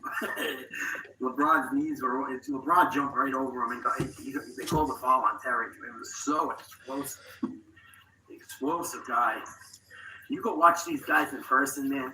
If you never get the chance to go to a ball game, even if you're not into sports, it's so much different being there. It's just, and you see what these guys do. It's fantastic. I think it's fantastic. But LeBron's still going. LeBron's going to lead probably every important category statistically all time when it's all said and done. Does that count? Should count for something, I guess. Should count for something, but LeBron and Jordan, I got Jordan. Jordan kind of had a big three. You want to call Rodman. LeBron had some help. The help's very close. It's hard to say because Scottie Pippen, they give Jordan so much credit, and he was amazing. But Scottie Pippen was very, very good. Very good. And he was a lockdown defender. I know when Jordan went and played baseball, they gave Pippen a hard time because he left games when he wasn't supposed to. In the public's eyes, big games, wouldn't want to finish them or take the big shot, they say. He'd have a headache or this or that. So I wonder if there was never a Michael Jordan, would Scottie Pippen be Michael Jordan? He very well could have been. But you don't know. It's hard to even analyze that because when he finally got his opportunity, he was sick or he folded, one or the other. And them guys don't talk right now. Scottie Pippen wrote a whole book. Not a happy guy. And then Jordan's son was messing around with Pippen's old lady. Oh, well, his ex. No, well, there we go. To my knowledge. Yeah, see? Everyone has problems. Relationships get torn apart. You guys think the competition was tougher now or then? Now or then? Do you think the rules were tougher now or then? You know, it's hard to take people out of their era. Very hard to take someone out of the era they played in and put them in another one.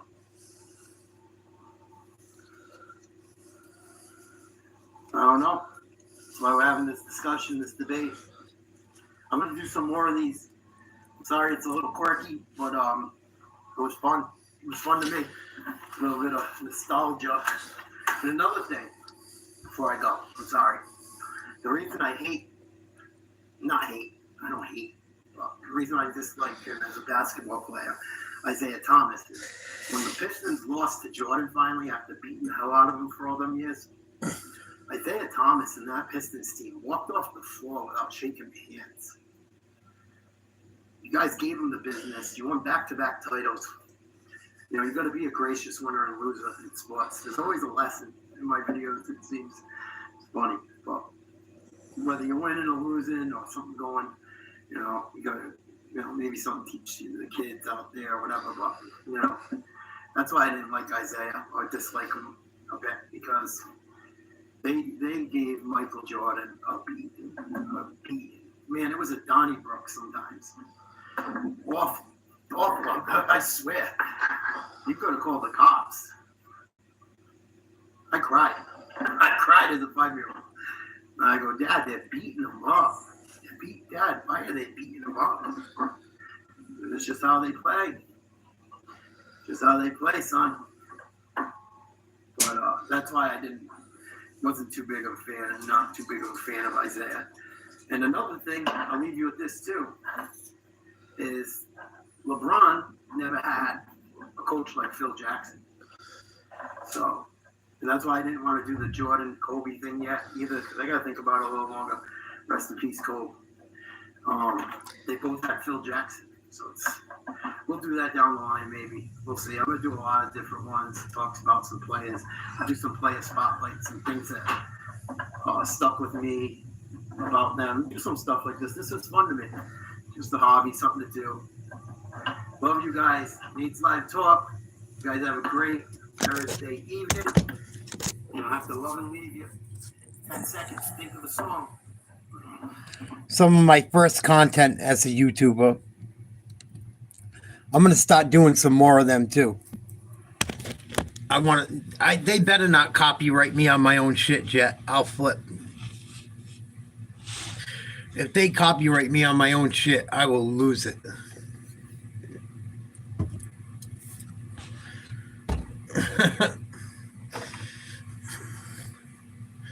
Well, Jamion, if you don't like how the camera works, buy me a new one or hit the fucking road.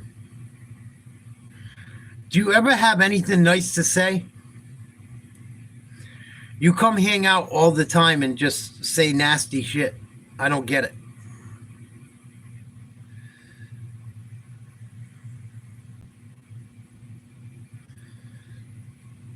What do you do, Jamion? Do you do anything? Do you make any videos yourself?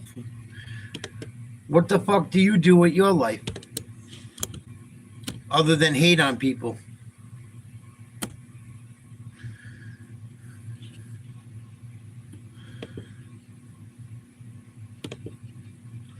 Just a salty hater, like most of the people that watch my shit. Most likely.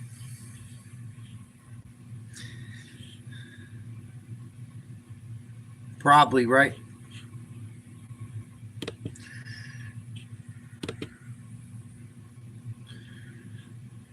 Always someone that doesn't have a single subscriber. It's always someone that doesn't have a single subscriber that's never done a motherfucking thing. That talks shit about someone trying to do anything. It is what it is. Fuck them. But I'm going to start doing some more of those breakdowns, Jet. I think I do a pretty good job of them. I think they're underrated. I think if more people watched them, if I got some traction, they would do well. But if you put the Mount Rushmore of basketball players up, Jordan's above it. Jordan's above everyone. I don't care what no one says. Even Kobe. Everyone tries to put Kobe up against Jordan. No. Kobe copied everything Jordan did. All his moves. Kobe is a fucking Jordan clone. And he was great. I love Kobe. I do. But he was Jordan 2.0. And he had Shaq. Could you imagine? All right, let's look at it this way, right? Give Kobe Scottie Pippen and give Michael Jordan Shaq. What happens? How many championships does Michael Jordan win with Shaq? I think he did it because it worked, Jet. I was probably a little bit of both. Because Kobe wasn't super athletic. He was athletic, but he wasn't Vince Carter. The way he could play like Jordan helped him. But I get what you're saying. I'm sure a bit of it was because he loved him. But if you give Kobe Scottie and you give Michael Shaq, how many fucking rings does Jordan win?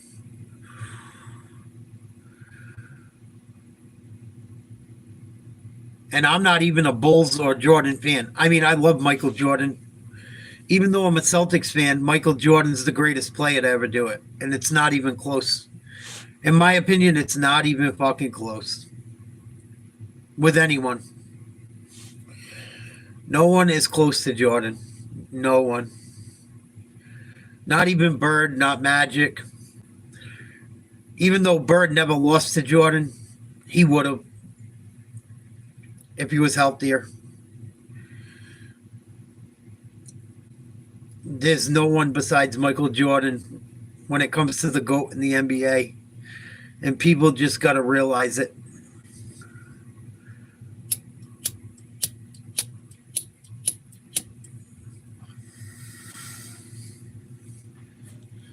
Yeah, I'm not any of it. I'm not a Bulls fan. I'm not a Jordan fan. But I know he's the best. If a guy that's not a Bulls or a Jordan fan, that's a Celtics fan, thinks Jordan's the best, you might want to fucking believe it. I mean, I've heard all the stories about every fucking great Celtic since I was fucking a baby. I hear them over and over, and I'm sick of hearing them because there's no one better than Michael Jordan. There's no one better than Michael Jordan. And there never will be.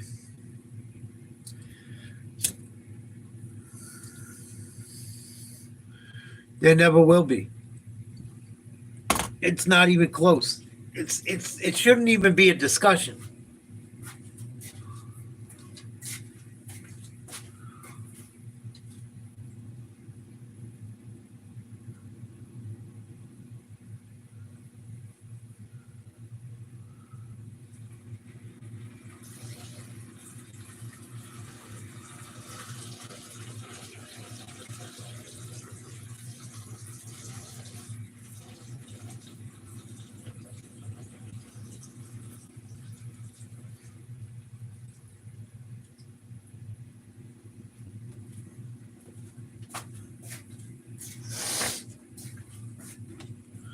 There never will be another player even close to it. If there's a Mount Rushmore of players, I said it in my video I just showed you guys. If there's a Mount Rushmore of NBA players, Jordan's above it. When I was a kid, I don't know how old you are, Jet. I know we're close. I was born in 83. I would hear the NBA when we had basketball. I talked about it in that video. The NBA on NBC or whatever the fuck it was. If they were playing the Knicks at Madison Square Garden, I watched every one of those games. Jordan dropped 50 plus. They were fucking remarkable. Regular season, playoffs, fucking... just fucking unbelievable shit. Just coming back to playing basketball, his first game at Madison Square, he drops 45 or 54. Fucking, there'll never be another Michael Jordan. Never. Never, ever, ever, ever.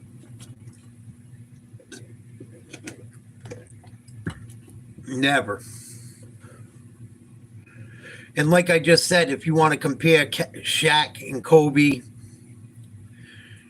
and Scotty and Michael, switch it up. Switch it around. See how it works. Could you imagine Michael Jordan with fucking Shaquille O'Neal? They would have won. Michael Jordan would have played another 10 years.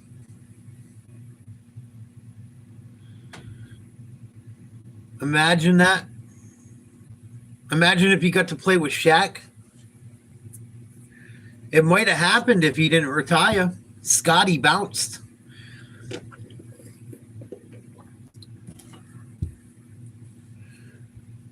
Not to mention, Kobe couldn't even get on the floor at the beginning of his career. He did come out of high school. Kobe wasn't Kobe until quite a few years into the league.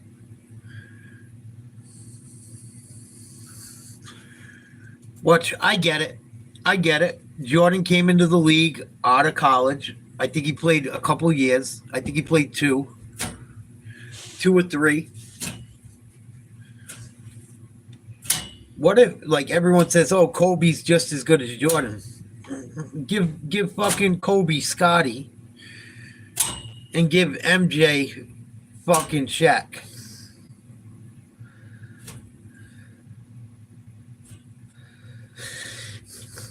No, I think the NBA allows the best team to win. I don't think it's rigged. I think the Celtics have the best team in today's NBA the way they play. Yeah, right. If they were willing to pay them. I don't think basketball's rigged. If basketball was rigged, the Celtics wouldn't be winning. Nobody likes Tatum or Jaylen Brown besides Celtics fans. Everyone says how soft Jason Tatum is constantly.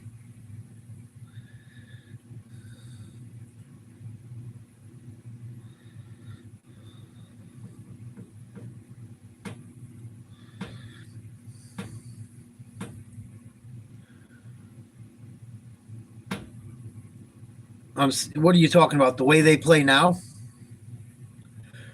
If they played the way they play now back then, those guys would have been even better.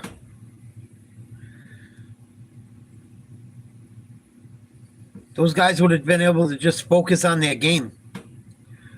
Nowadays, the guys that ride the bench make more than Jordan did. You got guys that are like sixth men that make the money Jordan did. It's fucking crazy.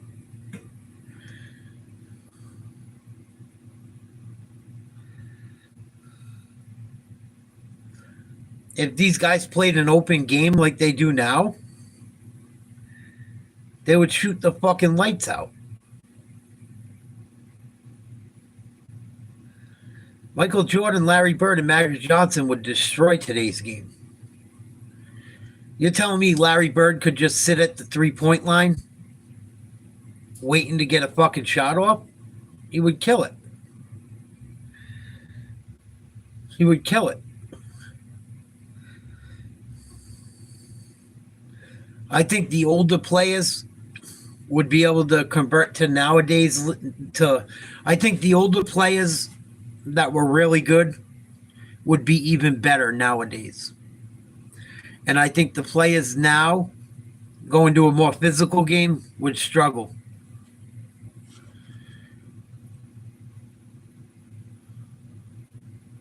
If Michael Jordan played the Pistons in today's era, like he did in 88 and 89 and 1990, the entire Pistons team would have fouled out.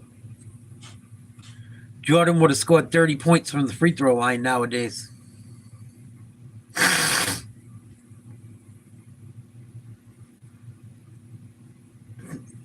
What if Shaquille O'Neal played now?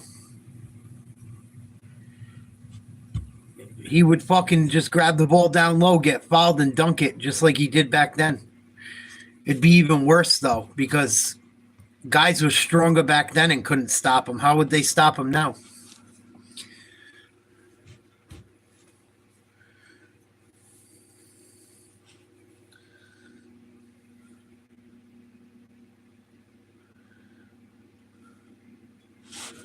But out of all the players I think would go crazy nowadays, I think Larry Bird would fucking drive people nuts. I think Larry Bird would hit fucking between 6 and 10 threes a night. Because he would just have to they would let him work on his three-pointer all game long. That's all they would have him do is Larry work on a crossover and a step back. Just like everyone else does. I think Larry Bird would have been a fucking problem nowadays. Jordan too. But I think Larry would light it up. You know how many open looks Bird would get nowadays? With the spaced out defense and the fucking pick and rolls. Oh. Imagine Larry Bird running pick and rolls with McHale or fucking anyone. It wouldn't matter. All he would have to do was come off a screen and shoot. That would have been what he worked on. They would let Larry shoot 10 threes, 20 threes a night. Larry averaged 4 threes a game back then. What do you think he would average now?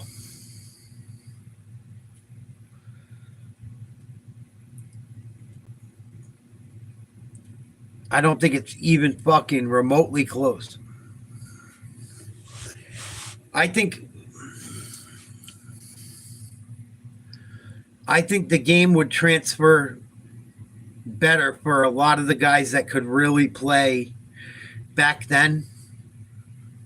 Now would transfer better for the old guys than the new guys going backwards.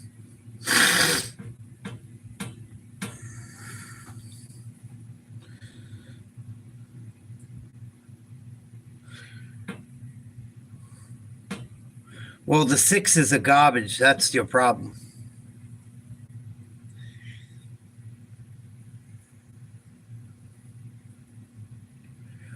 The Sixers have fucking told their fans to, like, trust the process for 20 years, and the process ain't working.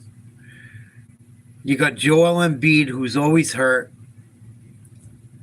You got Paul George, plays when he wants to.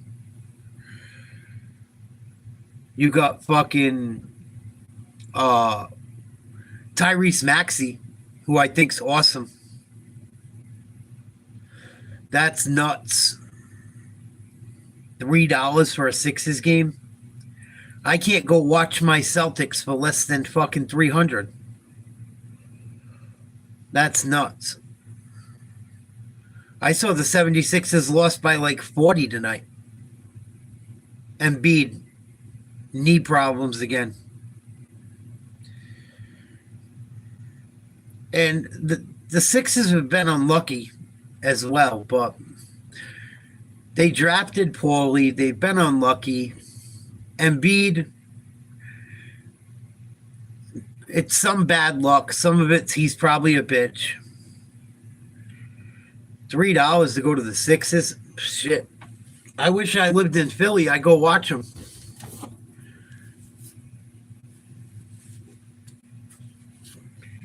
I can't go watch my Celtics for fucking under $200 for one ticket.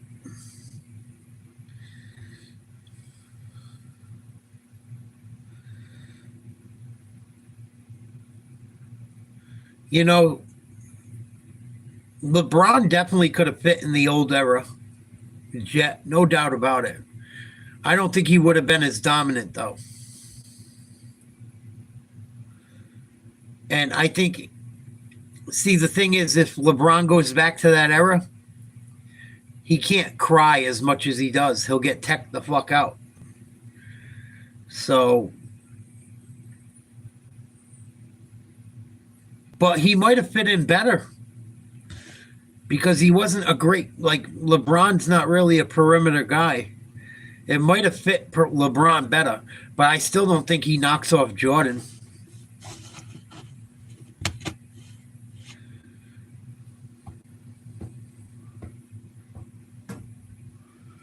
Yeah, I don't blame you.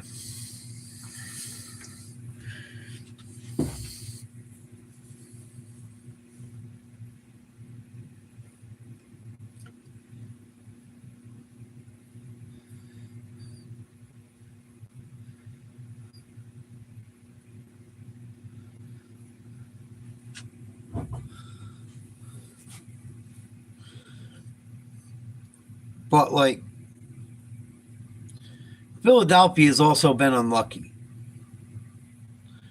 There's some unluckiness there, but they made some really bad picks. Who did they take? They took what? What's his name there? The point guard that couldn't shoot. I think they took Marcel Fultz or something like that. Ben Simmons. Fucking, the list goes on and on. Yeah, Markelle Fultz, Ben Simmons, the kid out of Duke that was fucking trash, the power forward there. Have I ever been to the Garden? Of course I have. Both of them. Both of the Gardens. The old Garden was way better. Way better.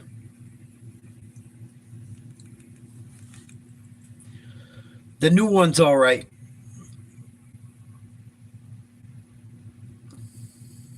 The new one's all right, but it's so expensive. And the problem when tickets get so expensive, the real fans don't get to go.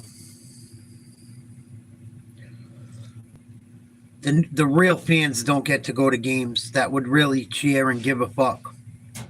So when the team gets down by a goal or by 10 points, they get all poopy pants. They don't cheer anymore. Like, I don't know. And then to go watch, like, I've gone to a lot of Celtics games over the last 3 years. Every time you go see someone, like, someone's not playing. Well, one of my best friends has season tickets. So I buy them off him. So he gives me kind of a deal. And they're really good seats. They're about 19 rows from the court and back of the Celtics bench. Like on an angle. I sit right behind the media. But to go spend that money and KD's not going to play. Anthony Edwards ain't going to play. This guy don't play. That guy don't play. Porzingis don't play. Jaylen Brown don't play. It starts to suck, you know? It's like every fucking game you go to, someone that you wanted to see play, that you saved up all year to go see play, don't fucking play. The one guy I will say that plays more than anyone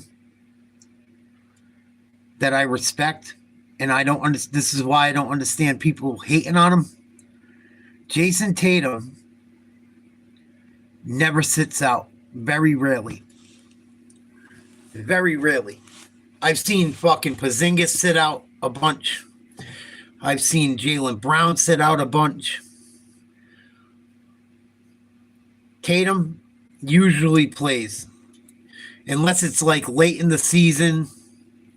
The one time I didn't see Tatum play, it was late in the season. And we had already clinched. It was last year. We already clinched the number one seed, and we were playing the Raptors. It didn't matter. And I scored the tickets cheap. But that's why I love Tatum. Like, he really doesn't sit out. I've seen so many other people sit out. Wembanyama, I've seen sit out. I sold the tickets. I was supposed to go see Wembanyama his rookie year. I bought the tickets for $350 a piece, 2 tickets, $700. I got an offer for someone to buy them for $1,800 total. I sold them, right? The guy flipped out on me because Wembanyama didn't play. And I sold them to him like a week before the game. I go, dude, it's not my fault he didn't fucking show up. The guy wanted to fight me. He's like, I'm going to kick your fucking ass. I go, dude, it's not my fault. I didn't know he wasn't going to fucking play. You offered me triple almost what the tickets were worth. What do you want from me? The guy wanted to fucking fight me. I actually had it out with him. And I had to fucking do something I didn't want to do to shut him the fuck up. But I can't talk about that. But trust me, I calmed him the fuck down.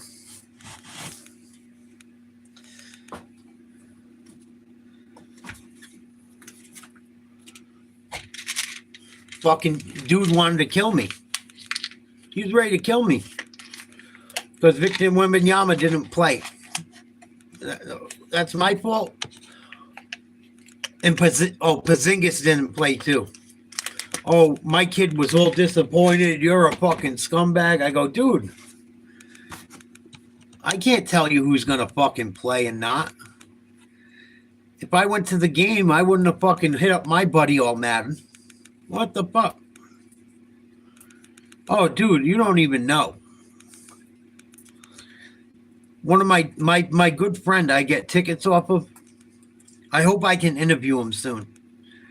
He owns a bunch of businesses, so I don't think he'll let me put his face on camera. My friend has been through hell being a season ticket holder and selling tickets. The guy I'm talking about almost got charged with attempted murder because someone went after him at Foxborough, where the Patriots play, and had a heart attack while he was trying to beat my friend up and died. And they wanted to put my friend in jail for fucking murder. And it's still going on. They're waiting for it to go to fucking trial, where he's like, they dropped some of the charges, but it's still fucking a problem for him. Oh, yeah. The guy had a heart attack attacking him and his father and some of his friends. And they all got physical with each other. The guy had a heart attack that went after him. And now they're trying to fucking sue my friend. And my friend can't even go to fucking Foxborough Gillette Stadium anymore. And he's a season ticket holder. He has to sell all his tickets. He's not allowed in.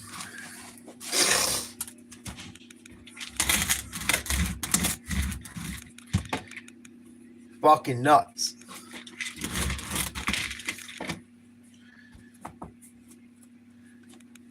And my buddy's a good kid. Listen to me. He's not like me, where I'll be like, fuck you, motherfucker, let's go. Like, my boy, he's not a big, he's a great dude, man. He's a good guy. He's not like, if you looked at him, you'd be like, he poses no threat. He's like, he's short, he's skinny. He's not confrontational. Like, he's a pretty boy. Pretty boy. Super pretty boy that gets money. And just a nice white kid from the burbs, in all honesty. Not a bad kid. Not like, if I ever get to interview him, you guys are going to laugh. And that's what's going to happen if it goes to court. They're going to laugh when they see that this kid tried to cause some problem. My friend got thrown down like 10 flights of 10 rows of seats by this dude. Little kind of scrawny guy, a little younger than me. He's a good kid. I'm not hating on him. I love him. He takes good care of me whenever I need tickets. If I need to hustle a buck, he'll find something I can do for him. He owns plenty, not illegally. He owns businesses. He owns like a restaurant. He owns a flower shop. The guy owns a flower shop, dude. He's married with kids. He owns a fucking salon. Like, he's a businessman. Self-made. And some fucking douchebag that couldn't handle the Patriots losing to the Dolphins because we've won for so long goes after him and has a heart attack. And they try to blame my buddy for fucking manslaughter. And like third-degree murder or manslaughter, they tried to charge them all with it. Locked them up, everything. Nuts. Nuts. Nuts. No, that ain't mock. That's some bullshit from that stupid-ass movie. You're watching too many mob movies on Boston. I'm sure you're trying to be fucking sarcastic, but that was the stupidest fucking thing. Maybe like maybe that was the one fucking flower shop like that, but like, I don't even think that shit was true. If it was the one fucking place like that. Trust me, I can find it on YouTube. I'll look it up on YouTube right now to show you guys. When you see it, you're going to be like, what the fuck? He's not a mobster. Trust me. It's not The Departed, brother. Exactly. Exactly, Jet.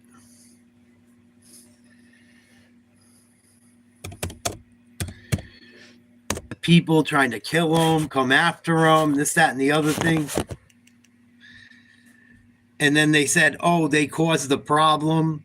But when they looked into it, they realized the dude had a fucking heart attack. But there was all these people trying to go after my buddy. We had to go make sure fucking no one was going to hurt him. Like, we went out. We had to, like, keep an eye on him. People were threatening his life on the internet, going after him at his businesses. Fucked up shit. When the guy that had the heart attack caused massive problems. I'll show you some video on it right now. I swear to God. I don't want to say my friend's name, but it's fucked up. I hope to interview him when it's all over.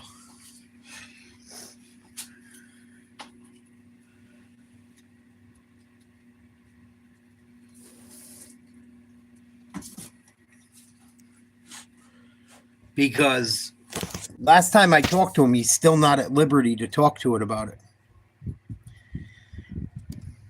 He's still not at liberty to talk about it. I'm trying to find a long video about it that shows the whole thing. But the dude had a fucking heart attack. He was all fucking drunk, fist fighting with people, acting like an asshole. The Dolphins were kicking the Patriots' ass, and he didn't like it. So now everyone else is the fucking one to blame. Fuck you. And he looks like an asshole too. Straight up. No one else wants to say it. I'll say it because I feel bad for my buddy.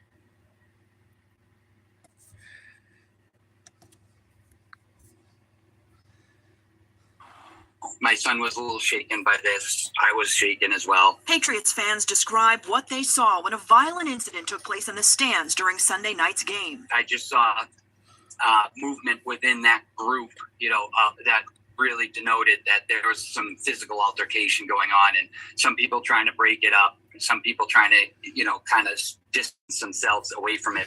And then there's the guy that died. He looks like he's tanked in the picture. Not for nothing. Number two, you got all these people around you that act like their kids were fucking mentally fucking harmed because a fight broke out. The center of the commotion, 53-year-old Dale Mooney of New Hampshire, who later died at the hospital. Witnesses tell us he and some Dolphins fans exchanged words. I'm not lying. I know every fucking aspect of this thing. Him and some Dolphins fans, just like I told you. God forbid anyone that went to a Patriots game wasn't a Patriots fan. Hospital. Witnesses tell us he and some Dolphins fans exchanged words and it escalated. First responders performed CPR. And that's where we got a direct view of these heroes doing everything they could to try to save this man's life. In a statement, the Patriots say, "Welcome to woke Massachusetts. We are heartbroken to learn of the tragic passing of Dale Mooney, a lifelong Patriots fan and 30-year season ticket member who died while attending last night's Sunday night's Patriots game. They don't tell you he was drunk, pissed off, throwing people down the fucking stairs." We are heartbroken to learn of the tragic passing of Dale Mooney, a lifelong Patriots fan and 30-year season ticket member who died while attending last Sunday night's Patriots game. Mooney's wife tells Channel 5 that her husband's friends describe being taunted during the game. The death is now under investigation. Oh, so they told you to go fuck yourself because the Patriots were losing, so that gives you the right to get in a fist fight? Fuck you. Typical fucking asshole Patriots fan. Oh, they taunted me, so that means I can fight with them, and when I have a heart attack, it's their fault. Fuck out of here. They got rid of a lot of the videos. What a shame. I wish I could find the good ones. They're not up here anymore, I don't think. But my friends had to plead not guilty and go to court. And they got off. One man facing charges in connection with the death of a Patriots fan at Gillette was in court today. Justin Mitchell was arraigned on charges of assault. That's my friend. That's my friend. Please don't dox him. Patriots fan at Gillette was in court today. Justin Mitchell was arraigned. Doesn't he look like a big bad dude compared to the other guy? Doesn't he look scary? On charges of assault. This is the guy that caused that other guy to die. Give me a fucking break. Justin Mitchell was arraigned on charges of assault. Oh, I'm going to interview him soon. This is my friend right here. The guy I'm going to show you that I told you was a businessman that looks like a businessman in court. I'm going to show you right now. With the death of a Patriots fan at Gillette was in court today. Justin Mitchell was arraigned on charges of assault and battery and disorder. And he was found innocent. Yeah, he looks like the fucking guy that was a problem. The clean cut fucking dude at court.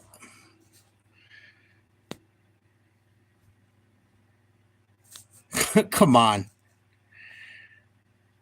I wish I could find all the video where it shows my buddy Justin getting thrown down the fucking stairs. I'm going to try to find it. I'm going to do a whole thing on it when this whole thing's resolved. But it's been a complete nightmare for this poor guy. And I've known this kid almost my entire life. I told you he was a businessman. I told you he wasn't scary. On charges of assault and battery and disorderly conduct, he was ordered to stay away from Gillette Stadium and anyone involved in the case. Prosecutors say he and another man were involved in an altercation with Dale Mooney at a Patriots game in September. Mooney collapsed and later died. His death was ruled a homicide. Who looks like the guy that was more likely to cause a fucking problem? Not for nothing. Not for nothing. That's the best picture they could find of Mr. Mooney. What, was he drunk in every picture he ever took?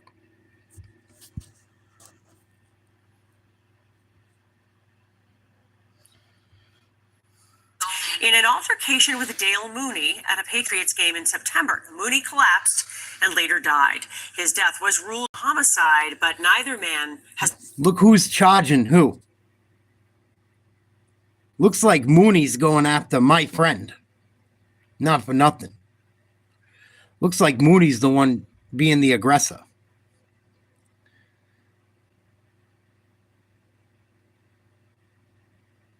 I'm so sick of these fucking scumbags trying to make people out to be something they're not in Massachusetts. And that's a friend of mine since high school. I'm not fucking having it. Been charged with killing him. Yeah, they tried to charge him with the death. The guy attacked them and they want to charge him with the death. Welcome to New England. Exactly what happened. Exactly what happened, Jet. My buddy has all the video. He can't show it all because he's still battling it. He's still battling over manslaughter charges. They tried to charge him with fucking homicide. Him and his fucking family and friends of mine. When the guy was attacking them because they were cheering for the Dolphins. It shows the incident in the stands at Gillette Stadium. Now, we want to be clear, we are not going to show the video, but we have captured a few moments of it which help illustrate... Oh, we're not going to show the whole video. We're only going to capture moments of it. This is how the news works. This is why I do political videos. Watch this shit. They're only going to show you Mooney looking like a victim, I'm sure. What happened? The video starts by showing a Patriots fan, apparently Dale Mooney, walking into a row of seating. He goes out for a view for a moment because other people are in front of the camera. So if my friend is the guy that's the aggressor, why is he lunging?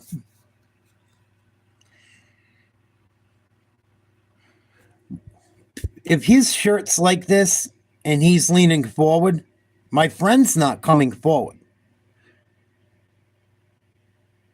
My friend is not coming forward. He's lunging at them.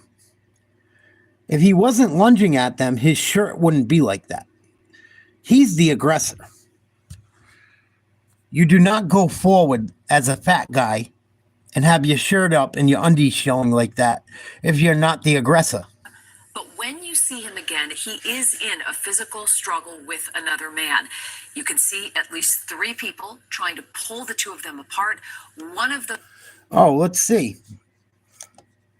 Looks like he's got my buddy by the head, getting ready to throw him down the fucking upper tier.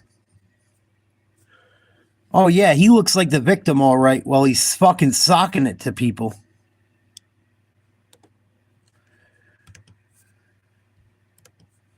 Those people appears to be a security worker. This is a struggle that goes on for at least 13 seconds on the video before you see the other man throw at least one quick punch at Mooney. After the punch, Mooney falls over. Security workers are then able to keep the 2 men apart. The video then shows Mooney slumped in a seat. He does not appear to be conscious, and that is when the video ends. Now, the fan who took that video tells WBZ it has been handed over to police. WBZ's Christina Hager's in Newmarket, New Hampshire tonight. Mooney's home. He should have kept his fucking hands to himself. And now we're going to hear everyone say how great of a guy this asshole was. Town where people want answers. He was a Patriots season ticket holder for 30 years. Dale Mooney's wife says he was a great dad with a big heart and did not have any pre-existing medical conditions she knew of. Now the news is settling in with neighbors in his hometown of Newmarket. He died after a fight during Sunday's game in Foxborough. Gillette Stadium officials saying in a statement they're heartbroken. You never want to say it happens to anybody's town, but when it hurts in your town, now you're going to seriously consider, going to a game again. Witnesses say they saw an argument brewing between Mooney and a Miami Dolphins fan. Throughout the night, there was definitely some back and forth. Joe Kilmartin was there. We also heard from another fan who wanted to stay anonymous. Trying to clear his day, hit the guy upside the head. He went down like a ton of bricks. I don't want to sound disrespectful, but it was absolutely a knockout punch. Kind of immediately, the way the guy slumped over, the whole mood changed. It was definitely, I think everybody around knew something was wrong, and we had just witnessed something we all didn't want to see. Mooney later pronounced dead in the hospital. The district attorney called it a medical incident, and no one has been arrested. Legal experts say right now, the only potential charge would be assault and battery. The prosecutors are probably waiting, though, to see what the results of this autopsy report reflect. Because if there's a direct cause or at least a strong causal connection between the punch and the victim's death, then they may be looking at bringing manslaughter charges. There is an online fund set up to help out the Mooney family. Oh, I'm sure there is. It was established by someone who doesn't even know them, a self-proclaimed Miami Dolphins fan who said, quote, "Life is bigger than football." In Newmarket, New Hampshire, Christina Hager, WBZ News. But my buddy, my friend is going through hell because of this. People tried to find where he lived. All kinds of shit. They tried to dox him. Fucking terrible. For some drunk asshole coming after him as they were going back and forth all night about the game. Fucking nuts. Nuts. I'm glad they got off because they don't deserve it. They don't deserve to go to jail for that shit. An investigation is... That fucking dude was a drunk idiot. I'm going to watch him. Watch. He's going to throw my friend down the stairs right here. I think I finally found the clip. Fucking asshole. My friend had to go get a knee surgery too. And who can he fucking sue? A dead guy? Come on. To the tragedy. Tonight, Massachusetts State Police and local prosecutors investigating the death of a fan who witnesses say was punched in the head at the Patriots-Dolphins game Sunday night. This video showing stadium security administering CPR to 53-year-old Dale Mooney. A fan in the Dolphins jersey reached over and just punched the victim twice in the face. Eyewitnesses say it. How after he got thrown down the fucking stairs? Like, and you know what the funniest part is? Is that it's all on video. And these people came out and lied about it. It's all on video at Gillette. These people come out and say, oh yeah, this one punched that one, this happened, that happened. Then why isn't he in jail for life? Oh yeah, he's suing the shit out of him, Mock. He's suing the piss out of him. But the problem is my friend holds season tickets for the Bengals, the 49ers. He's a hustler. My buddy's a hustler. So he buys season ticket. He's like a season ticket holder for several teams. And that family is trying to stop him from having season tickets in fucking San Fran, in Cincinnati, in Cleveland, in Miami. It's fucked up. It's not right.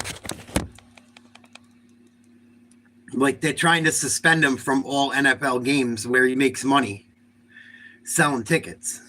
It's fucked up. For what? Because the guy because they made a big thing up? Nah.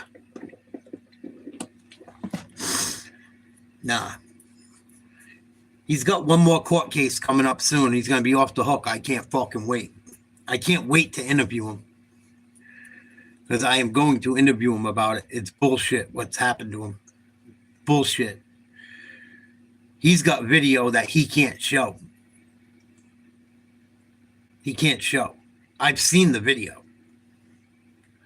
He got thrown down like 10 flights of stairs before they stopped that guy. And then he had a fucking heart attack. But it is what it is. That's what happens when you act like an asshole, right?